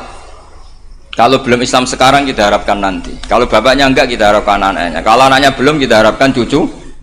Karena agama ini limangka nayarjuwo hawal yaumal akhir. Agama ini bagi yang terus berpengharapan, bukan bagi yang putus asa. Ini yang penting saya utarakan. Jadi apalagi Allah sudah punya rencana tadi, yang goblok-goblok di pedalaman Dayak bikin masjid, yang pinter-pinter ramen lomba untuk sangu, untuk umroh. Kira-kira memberi sama mendapat pahalanya keren mana? Memberi. Tapi tidak usah jadi goblok. Goblok tidak usah direncanakan, sudah terjadi. Jadi makanya saya bela karena sudah terjadi gitu. Tapi tidak usah direncanakan. Nanti terus wah goblok aja cara Gus Bak gak apa-apa ndak. Sudah kadung ini cuma kita itu iman ya. Jadi karena yang pinter itu yang jumlahnya tidak banyak. Ini kita bully saja. Karena kamu bully pun tetap mulia kan orang pinter ini. Tapi kalau orang goblok gak dibela habis dia. Yang pinter buat dikritik kayak apa kan tetap mulia kan? Lah yang muji sudah banyak saya ngeritik saja lah. Ini tidak akan jatuh. Tapi yang goblok ini kan gak ada yang bela. Saya sebagai umatnya Rasulullah, pecinta umat Rasulullah tak bela, tenang saja. Ada hikmahnya apa? Hikmahnya orang goblok. Betul loh, saya itu sering ketemu dokter, ketemu profesor tuh nangis. Tak tanya kenapa nangis. Bapak saya itu petani, saya di Jogja sampai jadi dekan, jadi rektor. Tapi saya sekarang rektor. Anak saya sekedar SMP naik itu sudah senang. Nggak dengar kabar ketangkep BNN sudah senang. Padahal saya ini ahli metodologi. Ternyata pinter bapak saya. Karena bapaknya tadi hanya petani bisa menjadikan anaknya profesor. Tapi profesor tidak mesti bisa jadi. Anak saya naik SMP aja sudah senang. Karena Allah ingin membuktikan pinter kamu itu tidak ada artinya di depan iradatullah. Di depan apa? Iradatullah. Supaya orang tunduk. Lu coba yang jadi ulama tabi'in itu rata-rata abnaul mawali. Anaknya budak yang dimerdekakan. Karena Allah seperti itu. Ada yang tokoh yang tadi zuriyatam ba'du hamim itu harus kita jaga. Saya termasuk orang yang ditakdir punya mbah-mbah alim, itu juga harus dijaga. Yang enggak alim peluangnya masih banyak. Banyak sebanyak-banyaknya. Asal tadi lewat jalur sregep dan kalau bodoh ngaji saya nanti. Tak ajari robbana ma khalaqta hadza napa? Tadi. Karena ayatnya gitu, min dzurriyyati Adam wa mimman hamalna ma'anu wa min dzurriyyati Ibrahim wa Israil. Terus terakhir ditutup wa mimman hadaina wajtabaina. Itu umum. Tidak jalur nasab. Siapa saja yang hadaina wajtabaina. Jadi fikih itu mau tidak mau harus khilaf karena sudut pandangnya seperti itu. Misalnya sopan itu baik. Misalnya saya di sini, kiai kamu saking sopannya itu dodok mulai sana itu bagus. Tapi nak kiaimu apa kepleset terus gue sopan. Sedang kiaimu kesemper lagi dok. Sehingga kita sebagai kiai itu mikir sopan itu bagus. Tapi kalau berlebihan kan tidak efektif kan? Cong aku pengen jedeng tuntun gue kokono. Kalau sini tuh kan deprok terus melaku ke sini. Jadi makanya ya kita harus ngeritik juga. Sopan berlebihan juga akhirnya ada efektif. Jong sedang kiaimu tiba mati kayak lagi dok kan gitu kan. Nah, sekarang perempuan juga gitu. Mbak-mbak yang cantik tuh baik sopan apa baik tidak sopan? Baik tidak sopan. Karena kalau sopan sama Pak Wahid, ayo sopan, mesti eleng terus raiso tuh. Tapi nak rasopan, seneng aku gaji ini Mahatali mau piro. Itu langsung lupa dan itu bagus karena melupakan Nah, lo betul ini kan katanya tadi siapa yang hafal Quran? Ya nisa an-nabi lastunna ka ahadim inna nisa ini taqaitunna fala takhdu'na bil qaul fayatma alladhi fi qalbihi mar. Wahai orang-orang yang cantik, kalau ketemu lelaki itu jangan terlalu sopan. Fala takhdu'na bil qaul. Kalau ngomong jangan terlalu khudu karena bawaannya lelaki yang fi qalbihi maradun, khudu itu dianggap mau. Saya tadi ada Mbak cantik sama Pak Khairuddin atau sama Pak Wahid sopan. Mohon kalau derek guru mau, mesti pikirannya gue maksudnya gelem tak wayo, mesti tidak wayo. Padahal maksudnya derek itu menderek mata pelajaran. Tapi utek-utek begini itu kan, yang fikol dia apa? Marot, contoh saja loh. Tapi bisa fakta. Itu mesti pikirannya itu kemana-mana. Mohon kalau derek Pak Fakhet mawon, ngomong mau ngayu, nak sengaja kan rati pikir. Sehingga unik. Khusus perempuan yang cantik itu sopan itu tidak baik di dalam komunitas lelaki yang fi qalbihi karena pikirannya mesti padahal Mbak tadi bilang gitu maksudnya anut Pak Wahid ikut mata pelajarannya tapi pikirannya sampai kan bisa enggak gitu. Fala takhdu'na bil qauli fayatma alladzi, itu hebatnya Quran. Jadi psikologi lelaki juga dibicarakan. Bawaannya lelaki kalau ketemu perempuan cantik kok sopan, kok memberi harapan, iku terus golek dukun mahabbah nih. Kayak apa pinternya Quran? Nah ini sayangnya yang hafal baru 4. Padahal saya satu mobil saja tadi hafal berapa Gus? Pakai satu mobil. Karena pondok saya memang pondok takfir. Jadi yang derekno saya banyak yang hafal. Jadi satu kelas kalah dengan satu mobil. Supir saya hafal Quran, penderek saya hafal Quran, yang bawakan tas ya. Oh kalah jauh tetap. Kan kiai tidak hafal Quran. Iya, memang pondok saya pondok takfir karena memang pondok takfir. Jadi seperti itulah. Masa kamu menyarankan orang tidak sopan? Tidak mungkin kan. Masa kita ngajari santri-santri gak sopan? Tidak mungkin. Tapi kalau kamu ajari sopan, khusus yang cantik, ketemu lelaki yang seperti itu, akibatnya fayat oma alladzi fi qalbihi mar. Makanya di sarah-sarah atau di tafsir-tafsir sampai ada penjelasan wa yusannu lil mar'ati takhlidu sautiha.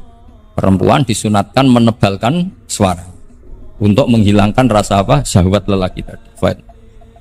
Terus paling enggak misalnya enggak mau nebalkan ya judes. Misalnya ketemu Pak Wahid, Mbak apa yang di? Gak urusanmu. Oh itu mesti langsung lali. Tapi nak jawab lah, badhe napa ngersakno napa nggih kula tak derekno jenengan riyen. Wah bahaya. Padahal maksudnya derekno iku ya mata pelajaran, ndak ada hubungannya dengan mau dinikah. Tetap muni naudzubillah lah kalau itu. Nah itu fikih.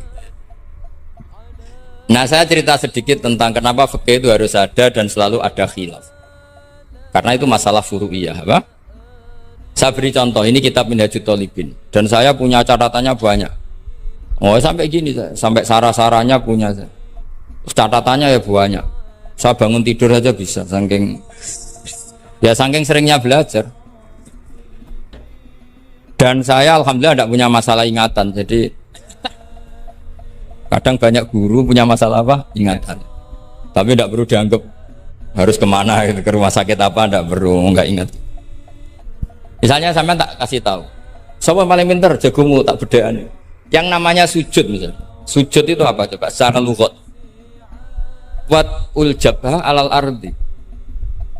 Sehingga Imam Rafi'i berpikir sujud itu asal ada watul jabha alal ardi ya sah adanya.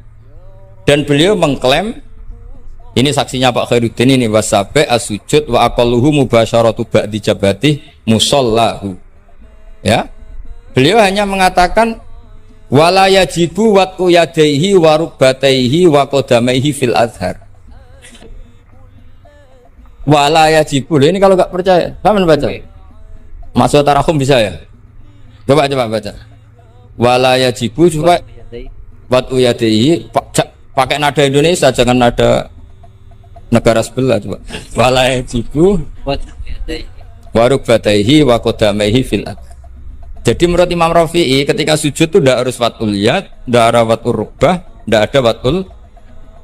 Nah, karena secara lughat yang namanya sujud itu ya seperti itu, watul jab.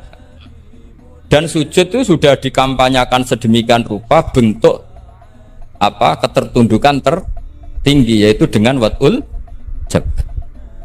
Artinya posisi kepala di bawah pantat. Tapi terus Minhajut Thalibin, padahal Imam Rafi'i ketika ngarang itu menyebut fil adhar dalam kitab Al-Muharrar. Terus kultu kata Imam Nawawi al adhar wujubuhu. Ya masyhur kan karena Imam Nawawi berdasar riwayat umirtu an asjuda ala sabati al-zumin al-jabha wal yaden warubaten wal qadam. Saya baca lagi ya, umirtu an asjuda ala sabati al-zumin apa al-jabha wal yaden warubaten wal qadam.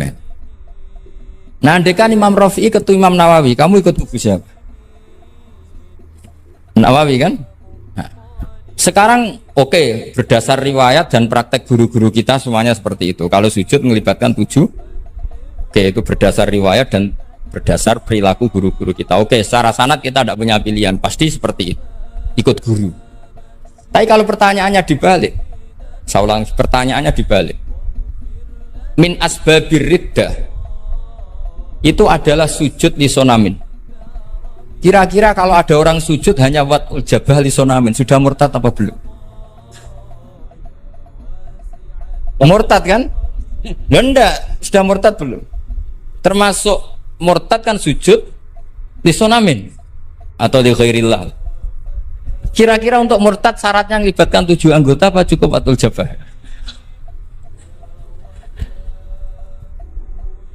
Untuk sah menjadi murtad. Nggak, misalnya kamu, jangan kamu lah, kamu potongan tidak mungkin murtad insya Allah lah. Misalnya ada orang murtad dengan cara murtad yang fi'li, contohnya apa? Kasujudin disonamin. Murtad kan ingat masih ada 3 kan? I'tiqadi, qauli, fi'li. Yang fi'li contohnya kasujudin disonamin. Untuk menjadi sah murtad itu nunggu 7 anggota apa salatul jabah? Enggak jawab, jangan ngawur saja kak, biasanya aja. Udah enggak usah. Kan biasanya ngawur terus enggak apa-apa, masih anak-anak aja. Hati-hati aja tetap ngawur apalagi. Enggak, menurut kamu sudah murtad belum? Ya kan murtad kan? Artinya kalau itu sah untuk menjadi murtad, harusnya juga sah untuk menjadi sujud, karena sama-sama simbol. Sujud watul jabah fakot ya simbol takzim ke Allah setinggi-tingginya. Kenapa menjadi murtad? Karena ini simbol hormat kepada sonam setinggi, sehingga Imam Rafi'i berpendapat sujud itu tidak harus melibatkan anggota 7. Nah kira-kira gitu logi. Makanya tadi saya juga matur Mas Hasan, piye mbok kanyamu lah dulu keduren maca fikih ora ono khilaf iku fikih apa itu saja. Fikih ben seru itu harus ada khilaf. Ya ini sama yang baca supaya jadi seksi. Kalau menurut Imam Rafi'i enggak, ya harus jadi wala yajibu ini. Enggak akan keliru. Tadi kan sudah tak baca. Wala yajibu wad'u yadayhi wa rukbatayhi wa qadamayhi fil adhar. Qultu al-adhar wujubuhu. Sama-sama bilang al-adhar. Bilang enggak wajib al-adhar. Imam Nawawi bilang wajib ya al-adhar. Kamu partai ditutup wallahu a'lam. Oh.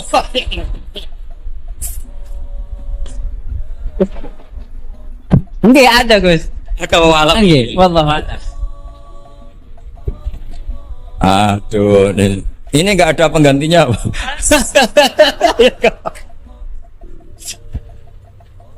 Jadi fikih itu menginduk ke usul fikih. Tapi usul fikih sendiri itu kalau nggak ngerti fikih jadi itu jadi liar.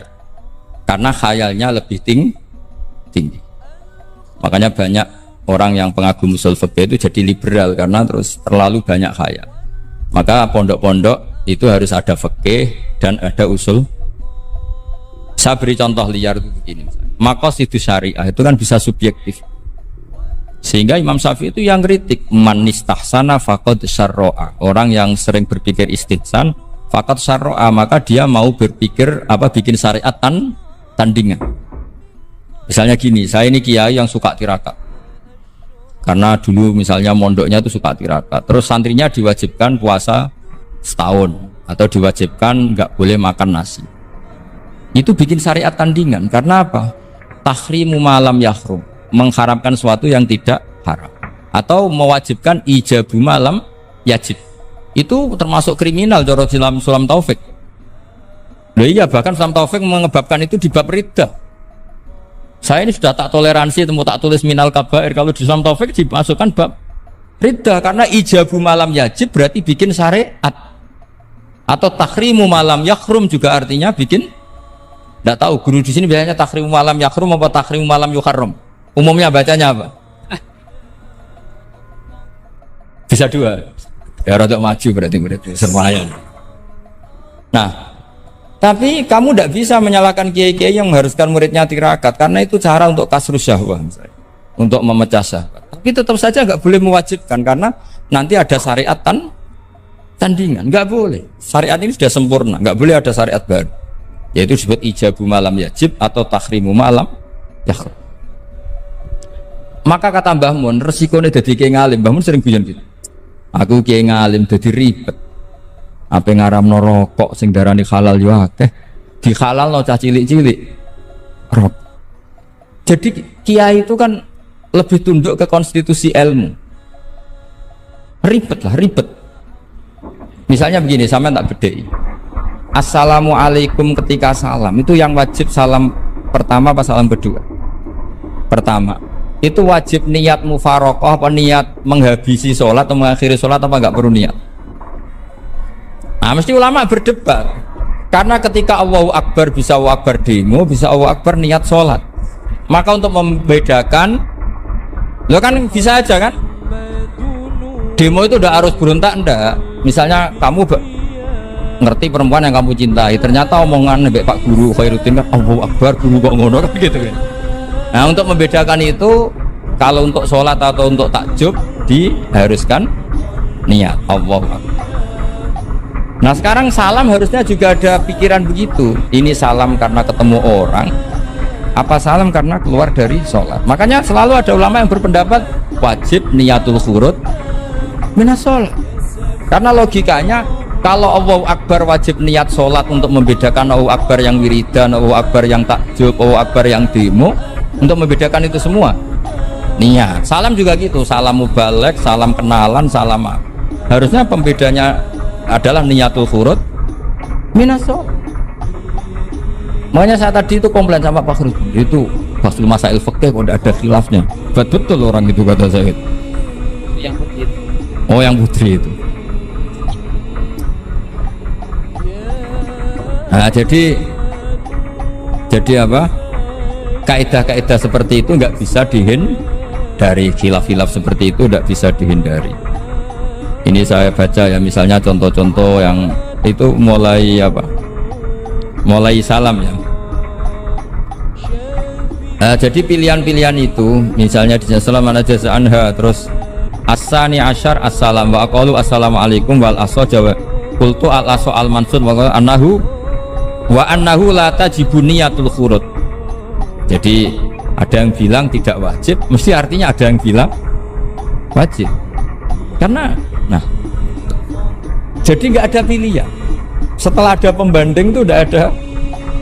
Sekarang begini lagi, ini yang ulama kadang-kadang ya nyuwun sewu, andekan kita ulama itu kadang nggak cocok, tapi cocok ya harus didengar. Ini ngaji fikih kadang ya sembrono, tapi kalau cuma ngono kualat saya ngomong aku wae nak darani iktidal, menamai iktidal itu ruknun qasirun ghairu maksud, julus bena sajdatain atau jalsah ruknun qasir ghairu. Itu banyak ahli hadis yang komplain, ini ngawur betul fuqaha itu, wong rukun kok ghairu maksud. Dan mereka berani bilang itu rukun sing ghairu maksud, kusida lil fasli, hanya dimaksudkan untuk pemisah.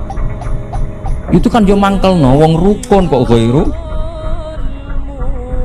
Ternyata ulama itu punya niat begini, setelah dikatakan ruknun qasir, maka jangan ada pesaing, yaitu ukurannya apa? Julus jalsah benas sajdatain nggak boleh lebih lama ketimbang tasyahud akhir. Tasyahud awal sunat tuh jangan ngaji ora khatam. Tasyahud akhir apa awal? Akhir, berarti sabtu tani pinter lah gitu. Iktidal juga ruknun qasirun, maka nggak boleh lamanya menandingi qiyam lil Fatihah. Ya sudah jelas ya. Yang jalsah benas sajdatain nggak boleh menyaingi tasyahud akhir, yang iktidal nggak boleh menyaingi qiyam lil Fatihah. Ternyata ulama yo mikir, disaingi ku yo ora enak. Ngene koyo kula saingi Khairuddin yo ora gelem. Ora krana sombong, disaingi itu ndak enak. Kecuali level ya. Level ya hafal Quran itu 30 juz. Itu Jibril bisa demo ke kamu. Memangnya saya hanya nurunkan ayatul ahkam. Enak saja milik. Memangnya selain ayatul ahkam nggak menarik. Itu kalian semua pasti berhadapan dengan Jibril. Coba Jibril nurunkan semuanya apa hanya ayatul ahkam? Kalau saya ketemu kan aman.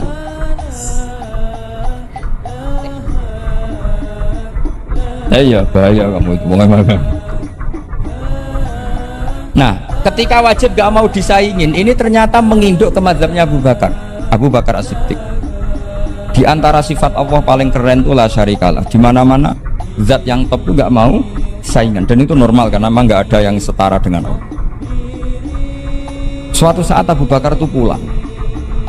Ini nanti saya cerita fikih banyak. Kamu pasti setelah ini tambah pinter, tak jamin. Bukan barokahnya saya lah, barokahnya Mbah Mun, barokahnya Mbah As'ad. Tapi kena kata sombong yang termasuk barokahku lah gitu. Kamu tidak sombong, tapi sombong juga gak apa. Terus biasa salah, orang salah sombong salah liane. Abu Bakar pulang. Di situ itu istrinya menyediakan beberapa makanan untuk sahur. Itu marah besar. Apa kamu mau menandingi Ramadan sehingga puasa sunat aja persiapannya seperti ini? Bahkan sebagian riwayat itu beliau memukuli Kidrun, jadi itunya ada yang dirusak lah kira-kira. Ini dengerin betul, nanti akibatnya di fikih. Makanya di fikih apa? Sholat fardu itu nggak mau kesaingan. Sholat fardu wajib qiyam liqadirin. Nggak boleh sholat sunat bersyarat begitu. Harus sah qu'ud meskipun ma'al qudrah. Karena fardu itu nggak mau kesaingan. Jadi fardu ya rada egois kira-kira gitu. Nah, mesti sama lagi krungu iki gitu. Maksudnya sering roh hukumnya tapi baru tahu logika ini. Loh aku rasul don soal yakin. Soal yakin. Karena fardu itu nggak mau. Poso fardu wajib tabyitun niat.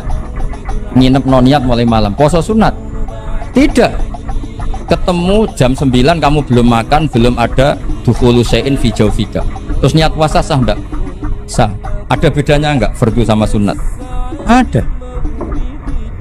Sholat fardu wajib itmam, puasa wajib itmam. Puasa sunat amiru nafsi. Wah, puasa sunat bojo lagi apian bisa kamu batalkan. Tapi nak puasa fardu, oh sanksinya berat. Raqabatin sampai ya siamu sehari ini napa? Mutatabi'an. Terakhir itamu sitina. Tapi kalau puasa sunat amiru nafsi, kamu terus monggo, ndak terus intinya fardu itu nggak mau disaingin. Jadi fardu egois kata saya.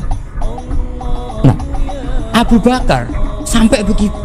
Ono wong poso sunat kok sampai nyiapno buka, nyiapno sahur ku marah. Bahkan marahnya nggak sekedar di hukumnya, di perlakuannya. Kamu itu memperlakukan puasa sunat aja kok kayak memperlakukan fardu. Hanya di menunya, di persiapan. Dan ternyata Imam Syafi'i benar, ternyata di hukumnya juga harus beda. Misalnya tadi qiyamul qadir fil fardi wajib qiyam, tapi kalau sholat sunat boleh uqud walau ma'al qudrah alal qiyam. Jadi itu ulama. Ini perpaduan usul fikih dan fikih. Jadi fardu itu ya agak angkuh lah kira-kira gitu. Angkuh itu kalau baik namanya izzatun nus. Memang harus beda. Nah di sini, sholat pakai pakaian resmi begini itu bagus. Pakai jubah, kamis, atau pakai hem, pakai sarung itu bagus. Tapi andaikan Nabi selalu sholat demikian, itu bahaya. Saya ulang lagi bahaya bagi syariat ini. Ini saya niat ngajarin gurunya, bukan anak-anak. Suatu saat Jabir bin Abdillah, kalau kamu baca lihat di bab sholat di Bukhari atau di Kitabul Ilmi Ilmu fi Sholat, itu Jabir bin Abdillah itu pernah datang ke masjid pakai gamis, pakai baju resmi, imamahnya dicopok, kamisnya dicopok, semua dicopot, terus sholat hanya pakai sarung tok, izarin wahid, terus akidan torofaihi ala atikihi. Ini kan sarung satu di akidan torofaihi ala atiki, terus sholat. Beker sohab tabiin, kan ini era tabiin, beker tabiin. Unzur ila sahibi Rasulullah, lihat tuh sahabatnya nanti sholat kok model kayak gitu. Ketika Pak Khairuddin sudah sholat dengan segala penampilan, jubahan, pakai imamah, dehem dari belakang, orang minggir semua, sudah top lah pokoknya, sudah top pokoknya. Ini sahabatnya Nabi. Terus ketika sahabat mulai dan Yun Sewu, beliau ngendikannya agak kasar. Saya melakukan ini, sama cek nanti di Bukhari. Kalau ada Bukhari juz 1 ambilkan, nanti bacakan. Apa cukup nanti tanya gurunya? Tanya saja nanti ya. Kalau 5 menit menemukan berarti dia sudah paham. Kalau ngasih waktu 1 hari masih cari-cari. Ukurannya gampang. Kalau saya setengah menit langsung ketemu. Nanti ya cukup gurunya ya. Nanti kasihkan. Kalau bilang besok berarti belum tahu. Tapi kalau 5 menit kok ketemu ya sudah lumayan deh. Kata Jabir bin Abdullah, saya melakukan ini liyaroni al-ahmak misluk. Keras sekali. Saya melakukan ini supaya orang ahmak kayak kamu itu tahu. Ahmak itu terjemahnya nggak usah diterjemah. Ya pelai jahil atau teman akrabnya apa? Jahil. Jahil yang agak kebablasan itu namanya apa? Ahmak. Jahil yang ya sudah seperti itu. Ternyata itu berkahnya Masya Allah sampai sekarang. Beliau terus ngendikan, ra'aitu Rasulullah sallallahu alaihi wasallam yusolli hakadha aqidan tarafai izari ala aqid. Andai kan itu nggak pernah dilakukan seorang sahabat yang bersaksi Rasulullah pernah melakukan itu, maka kita akan menganggap sholat jubahan resmi seperti itu menjadi syarat sah. Pakai hem seperti ini resmi menjadi syarat sah. Barokahnya itu diketahui, oh yang paling pokok itu satrul aurah, yaitu mabena surah warubah. Jadi tidak konsisten itu kadang penting untuk menjaga varian hukum. Loh, Nabi itu nggak pernah terawih. Andai kan Nabi terawih terus, maka akan dikira terawih itu wajib. Nah barokahnya nggak pernah terawih, itu kamu bisa nggak terawih kan gitu. Maksudnya ya boleh nggak terawih. Ya kalau nanti pengurus mewajibkan, carikan takbir sulam taufik ijab malam. Sama salah besar itu. Dah, ini cerita ilmu, dah cerita perilaku, dah. Ini cerita ilmu, dah cerita apa? Perilaku. Pak. Jelas kan? Jadi kadang seperti itu penting. Sholat itu ada waktunya. Sekali waktunya habis, normalnya sudah tidak wajib, ya enggak? Kamu mau sekolah, selesainya jam 12, kamu bangun setengah 1, harus sekolah apa enggak usah? Karena momen sekali kelewat kan? Nggak bisa diulang. Normalnya sholat qadha itu tidak wajib, normalnya, karena momen waktunya sudah habis. Dan qadha normalnya juga nyuwun sewu haram, normalnya. Tapi berhubung Pak sering qadha terus bilang nggak haram kan? Karena yang qadha bukan hanya santrinya tapi apa? Gurunya. Tapi nyuwun sewu, Nabi itu tahu ditakdir qadha. Saya tidak bilang Nabi qadha, ditakdir qadha. Ini bedanya Nabi dengan kamu. Nabi pernah ditakdir qadha, dan nyatanya Nabi tetap sholat. Akhirnya jadi syariat qadha itu tetap. Andai kan Nabi tidak pernah qadha, maka orang cara berpikir waktunya kan sudah habis, pasti malaikat bagian nyatet sudah gak ada. Lalu apa sholat wong sing nyatet wis tutup buku kan? Karena logika waktu itu kalau momennya kelewat ya sudah normalnya. Tapi agama ini tidak seperti itu. Berhubung Nabi pas qadha juga sholat, itu kayaknya juga jamaah ya. Wah itu yang ribet itu. Ya kan jamaah kan itu. Jamaah kan? Wah aku nak bawa praktek ning pondok ya ribet. Separuh pondok qadha terus dimami Khairuddin sing qomat wahid. Wah. Perkara kan? Nah barokahnya ngerti kunut itu sunat, pura-pura ndak kunut. Akhirnya kayak orang baik kan, yaitu mau melakukan sholat duha. Ini iya, akhirnya guru saya sedang sholat duha. Itu husnudon yang goblok itu. Di bab zakat juga sama. Ukuran wajib itu apa? Akhdhal imamu kohron atau layuk to'u yadu sariki. Dan kita tambah pinter. Tetap goblok ya orang bopong zaman akhir, tapi kita tak pinter no sidik. Ketika seseorang diputuskan wajib zakat kok tidak mau zakat, efek hukumnya apa? Akhdhal imamu qahron, imam boleh ngambil paksa. Atau kalau mustahik itu nyuri dengan kadar yang memang jatahnya latuk to'u yadu, mergo ono syubhatul milki. Paham ya? Jadi sampean misalnya fakir, tanggane Pak Khairuddin gak gelem zakat, nyolong jatah. Andaikan dia lomo mustahik kamu itu dapat sekian, itu nggak boleh dipotong tangannya karena kamu ngambil jatah. Jadi sekali diputuskan wajib itu punya akibat akhdhal imamu qahron atau la tuqta'u yadu sari. Jadi itu fikih. Jadi fikih itu konsisten. Nah sekarang yang dikatakan fikih itu ainut ta'ah apa shawab, apa hak, itu yang ulama berdebat. Sekarang misalnya sampean tak bedheki begini, sing darani sholat sing sae ku madhep kiblat, betul kan? Ya, betul. Masih ingat ya? Sekarang madhep kiblat itu menjadi baik karena nurut Allah apa karena madhep kiblat? Karena nurut Allah. Sehingga semangat fikih itu semangat taat ning Allah. Falau sholla arba'a raka'atin bi arba'i jihadin, itu gak perlu i'adah. Karena ketika aku istihad sana itu kiblat, rakaat kedua rubah ke sana, rakaat ketiga rubah. Allah ngitungnya saya iku capek oleh kepen roh kiblat tenanan nganti spekulasi ping 4. Artinya apa? Karena kadang Allah itu butuh taatnya apa butuh kasile? Butuh taat.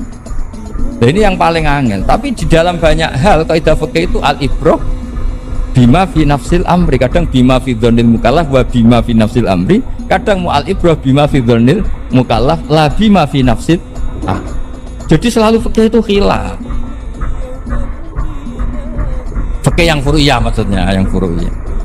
Ini kadang-kadang rada angel.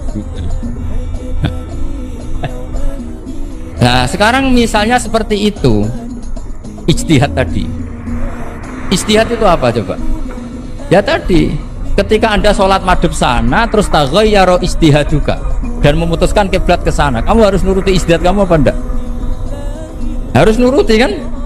Karena kalau kamu teruskan di rakaat kedua madhep sana berarti kamu ibadah dengan cara yang kamu yakini salah. Maka harus rubah. Karena ada kaidah al-ijtihad la yunqadu dia. Kok itu? Betul pinter iso terusno.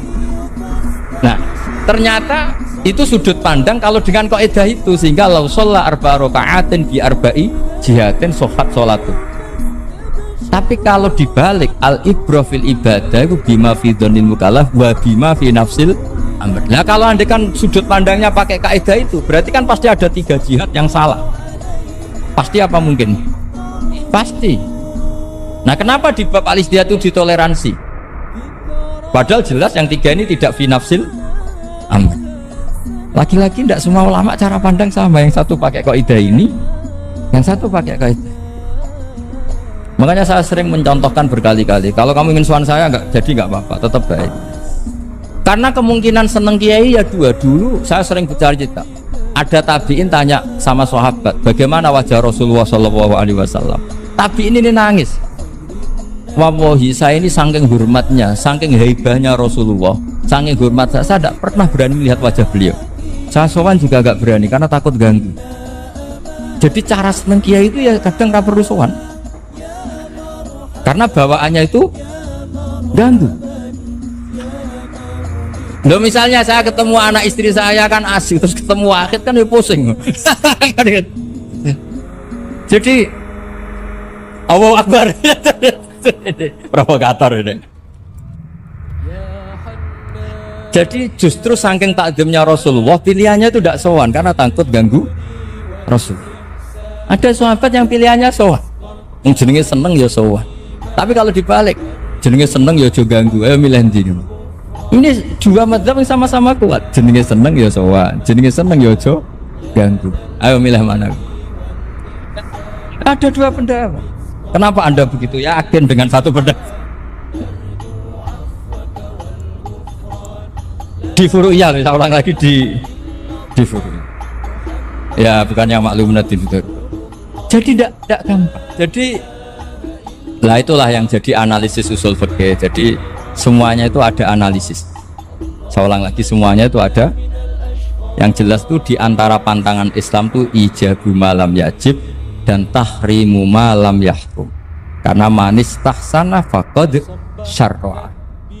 Dan Allah itu nggak suka ada syariat tandingan, itu nggak suka. Karena bahaya kalau semua orang istihsan, bahaya.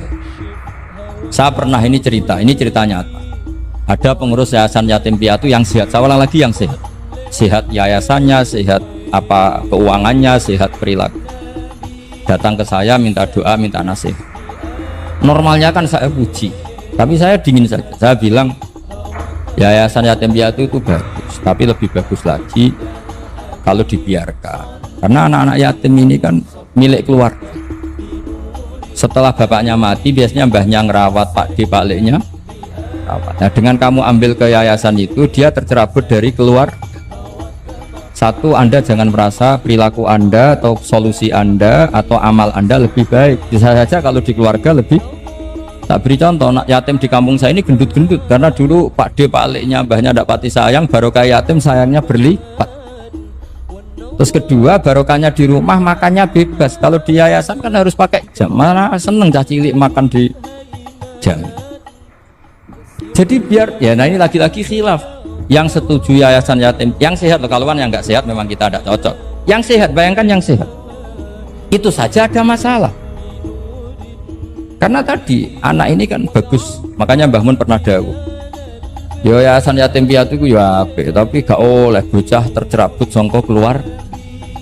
Nah, ini kalau kita mentasrek terus semua anak diambil terus gak tahu Pak D-nya siapa, mbahnya. Meskipun ditulis tapi kan gak semudah itu. Ingat kalau hanya sekedar di catatan dokumen kan. Tapi kalau dibiarkan di keluarga ngundang Pak D, Pak Le, Mbah dan sebagainya. Jadi nggak bisa misalnya kamu bahas masalah gimana hukumnya mendirikan yayasan yatim piatu, kamu bilang sunat mutlak, nggak bisa karena di sini ada unsur tadi. Tak sampean mondok ini sunat apa enggak, Pak mondok ya bisa wajib, bisa sunat, bisa haram. Karena yang haram misalnya gini, kamu di kampung kamu itu andalan, nggak ada orang baik kayak kamu, nggak ada yang bisa ngaji kecuali kamu. Enak-enakan mulang ning pondok mergo keren timbang mulang ning kampung mau wong telu. Makanya Mbah Mun kalau guyon sama saya masih ingat betul lagi. Jadi kiai latihan, aku tahu keliru kata Mbah. Tak pikir keliru apa? Anak prainan ditanya Mbah Mun, "Cung prainan kok ning pondok?" Mbah Mun sempat husnudzon kayak cah sregep, wong prainan kok ndak pulang. Ternyata, "Lho prainan kok ning pondok, Cung? Kok sregep temen?" "Mboten Mbah, nate ngomah kan ngarit." Ternyata. Jadi husnudzon tuh kadang gitu. Semenjak itu Mbah Mun kalau ada prainan, "Cung mulai Cung ben kenal wong tuamu." Jadi malah dibalik. Iya kan kalau kelamaan ke pondok kan nggak roh asal usul orang tua sehingga tidak punya empati, tidak punya kasihan kan. Orang tuanya berjibaku ngarit apalah kerja apa. Nah ya artinya terus kamu tidak bisa. Semua santri yang perenan tidak pulang berarti santri baik. Sebetulnya tidak mesti juga. Santri takut ngarit kan gitu. Jadi namanya sudut pandang gitu. Jadi masalah-masalah furu'iyah itu tidak bisa tidak seperti itu. Nah, sehingga kita tahu di kitab Mahali atau di kitab beberapa kitab fikih mesti kaul awal, kaul sani, kaul salis dan sebagainya. Karena ini masalah sudut pandang. Wali nikah misalnya. Wali nikah itu kalau fasik sah apa enggak? Wali mujbir. Ada ulama yang mengatakan kalau wali mujbir fasik tetap sah jadi wali. Likamali syafaqatih, karena seorang wali ini pasti sangat sayang, meskipun fasik dia orientasi tentang anaknya tetap baik. Ada yang bilang enggak, kalau fasik harus dicabut hak walinya. Dimana-mana orang fasik sudah error. Jangan-jangan karena dia pemabuk atau karena dia tukang judi, pikirannya dapat menantu yang kaya meskipun tukang judi. Bahaya ini kalau diberi hak wilayah atau hak wali. Makanya ulama mengatakan sekali fasik dicabut. Nah ya yang satu memandang umumnya orang tua meskipun fasik tetap likamalis. Tapi kata siapa di sosial itu mesti semua orang begitu apa tidak mesti? Tidak mesti. Makanya kalau saya ini mengatakan cabut saja. Li'annahu la yu'manu ayadu'aha inda fasikin misli. Karena siapa yang bisa menjamin kalau dia tidak mengawinkan putrinya dengan orang fasik yang sejenis? Orang fasik pasti komunitasnya juga fasik, dan dia nganggap orang fasik itu tidak problem, wong dia sendiri fasik. Wes dia untuk iki capek, jebule capek sing tahu ngutangi ning nggon judi. Karena dia punya ukuran apik versinya dia. Lagi-lagi fikih kok mujma' alaih mau piye yo. Yang furu'iyah maksud saya, yang furu'iyah. Iki pinter toh cukup ya. Sudah 45 menit. Mohon ngoten mawon. Assalamualaikum warahmatullahi wabarakatuh.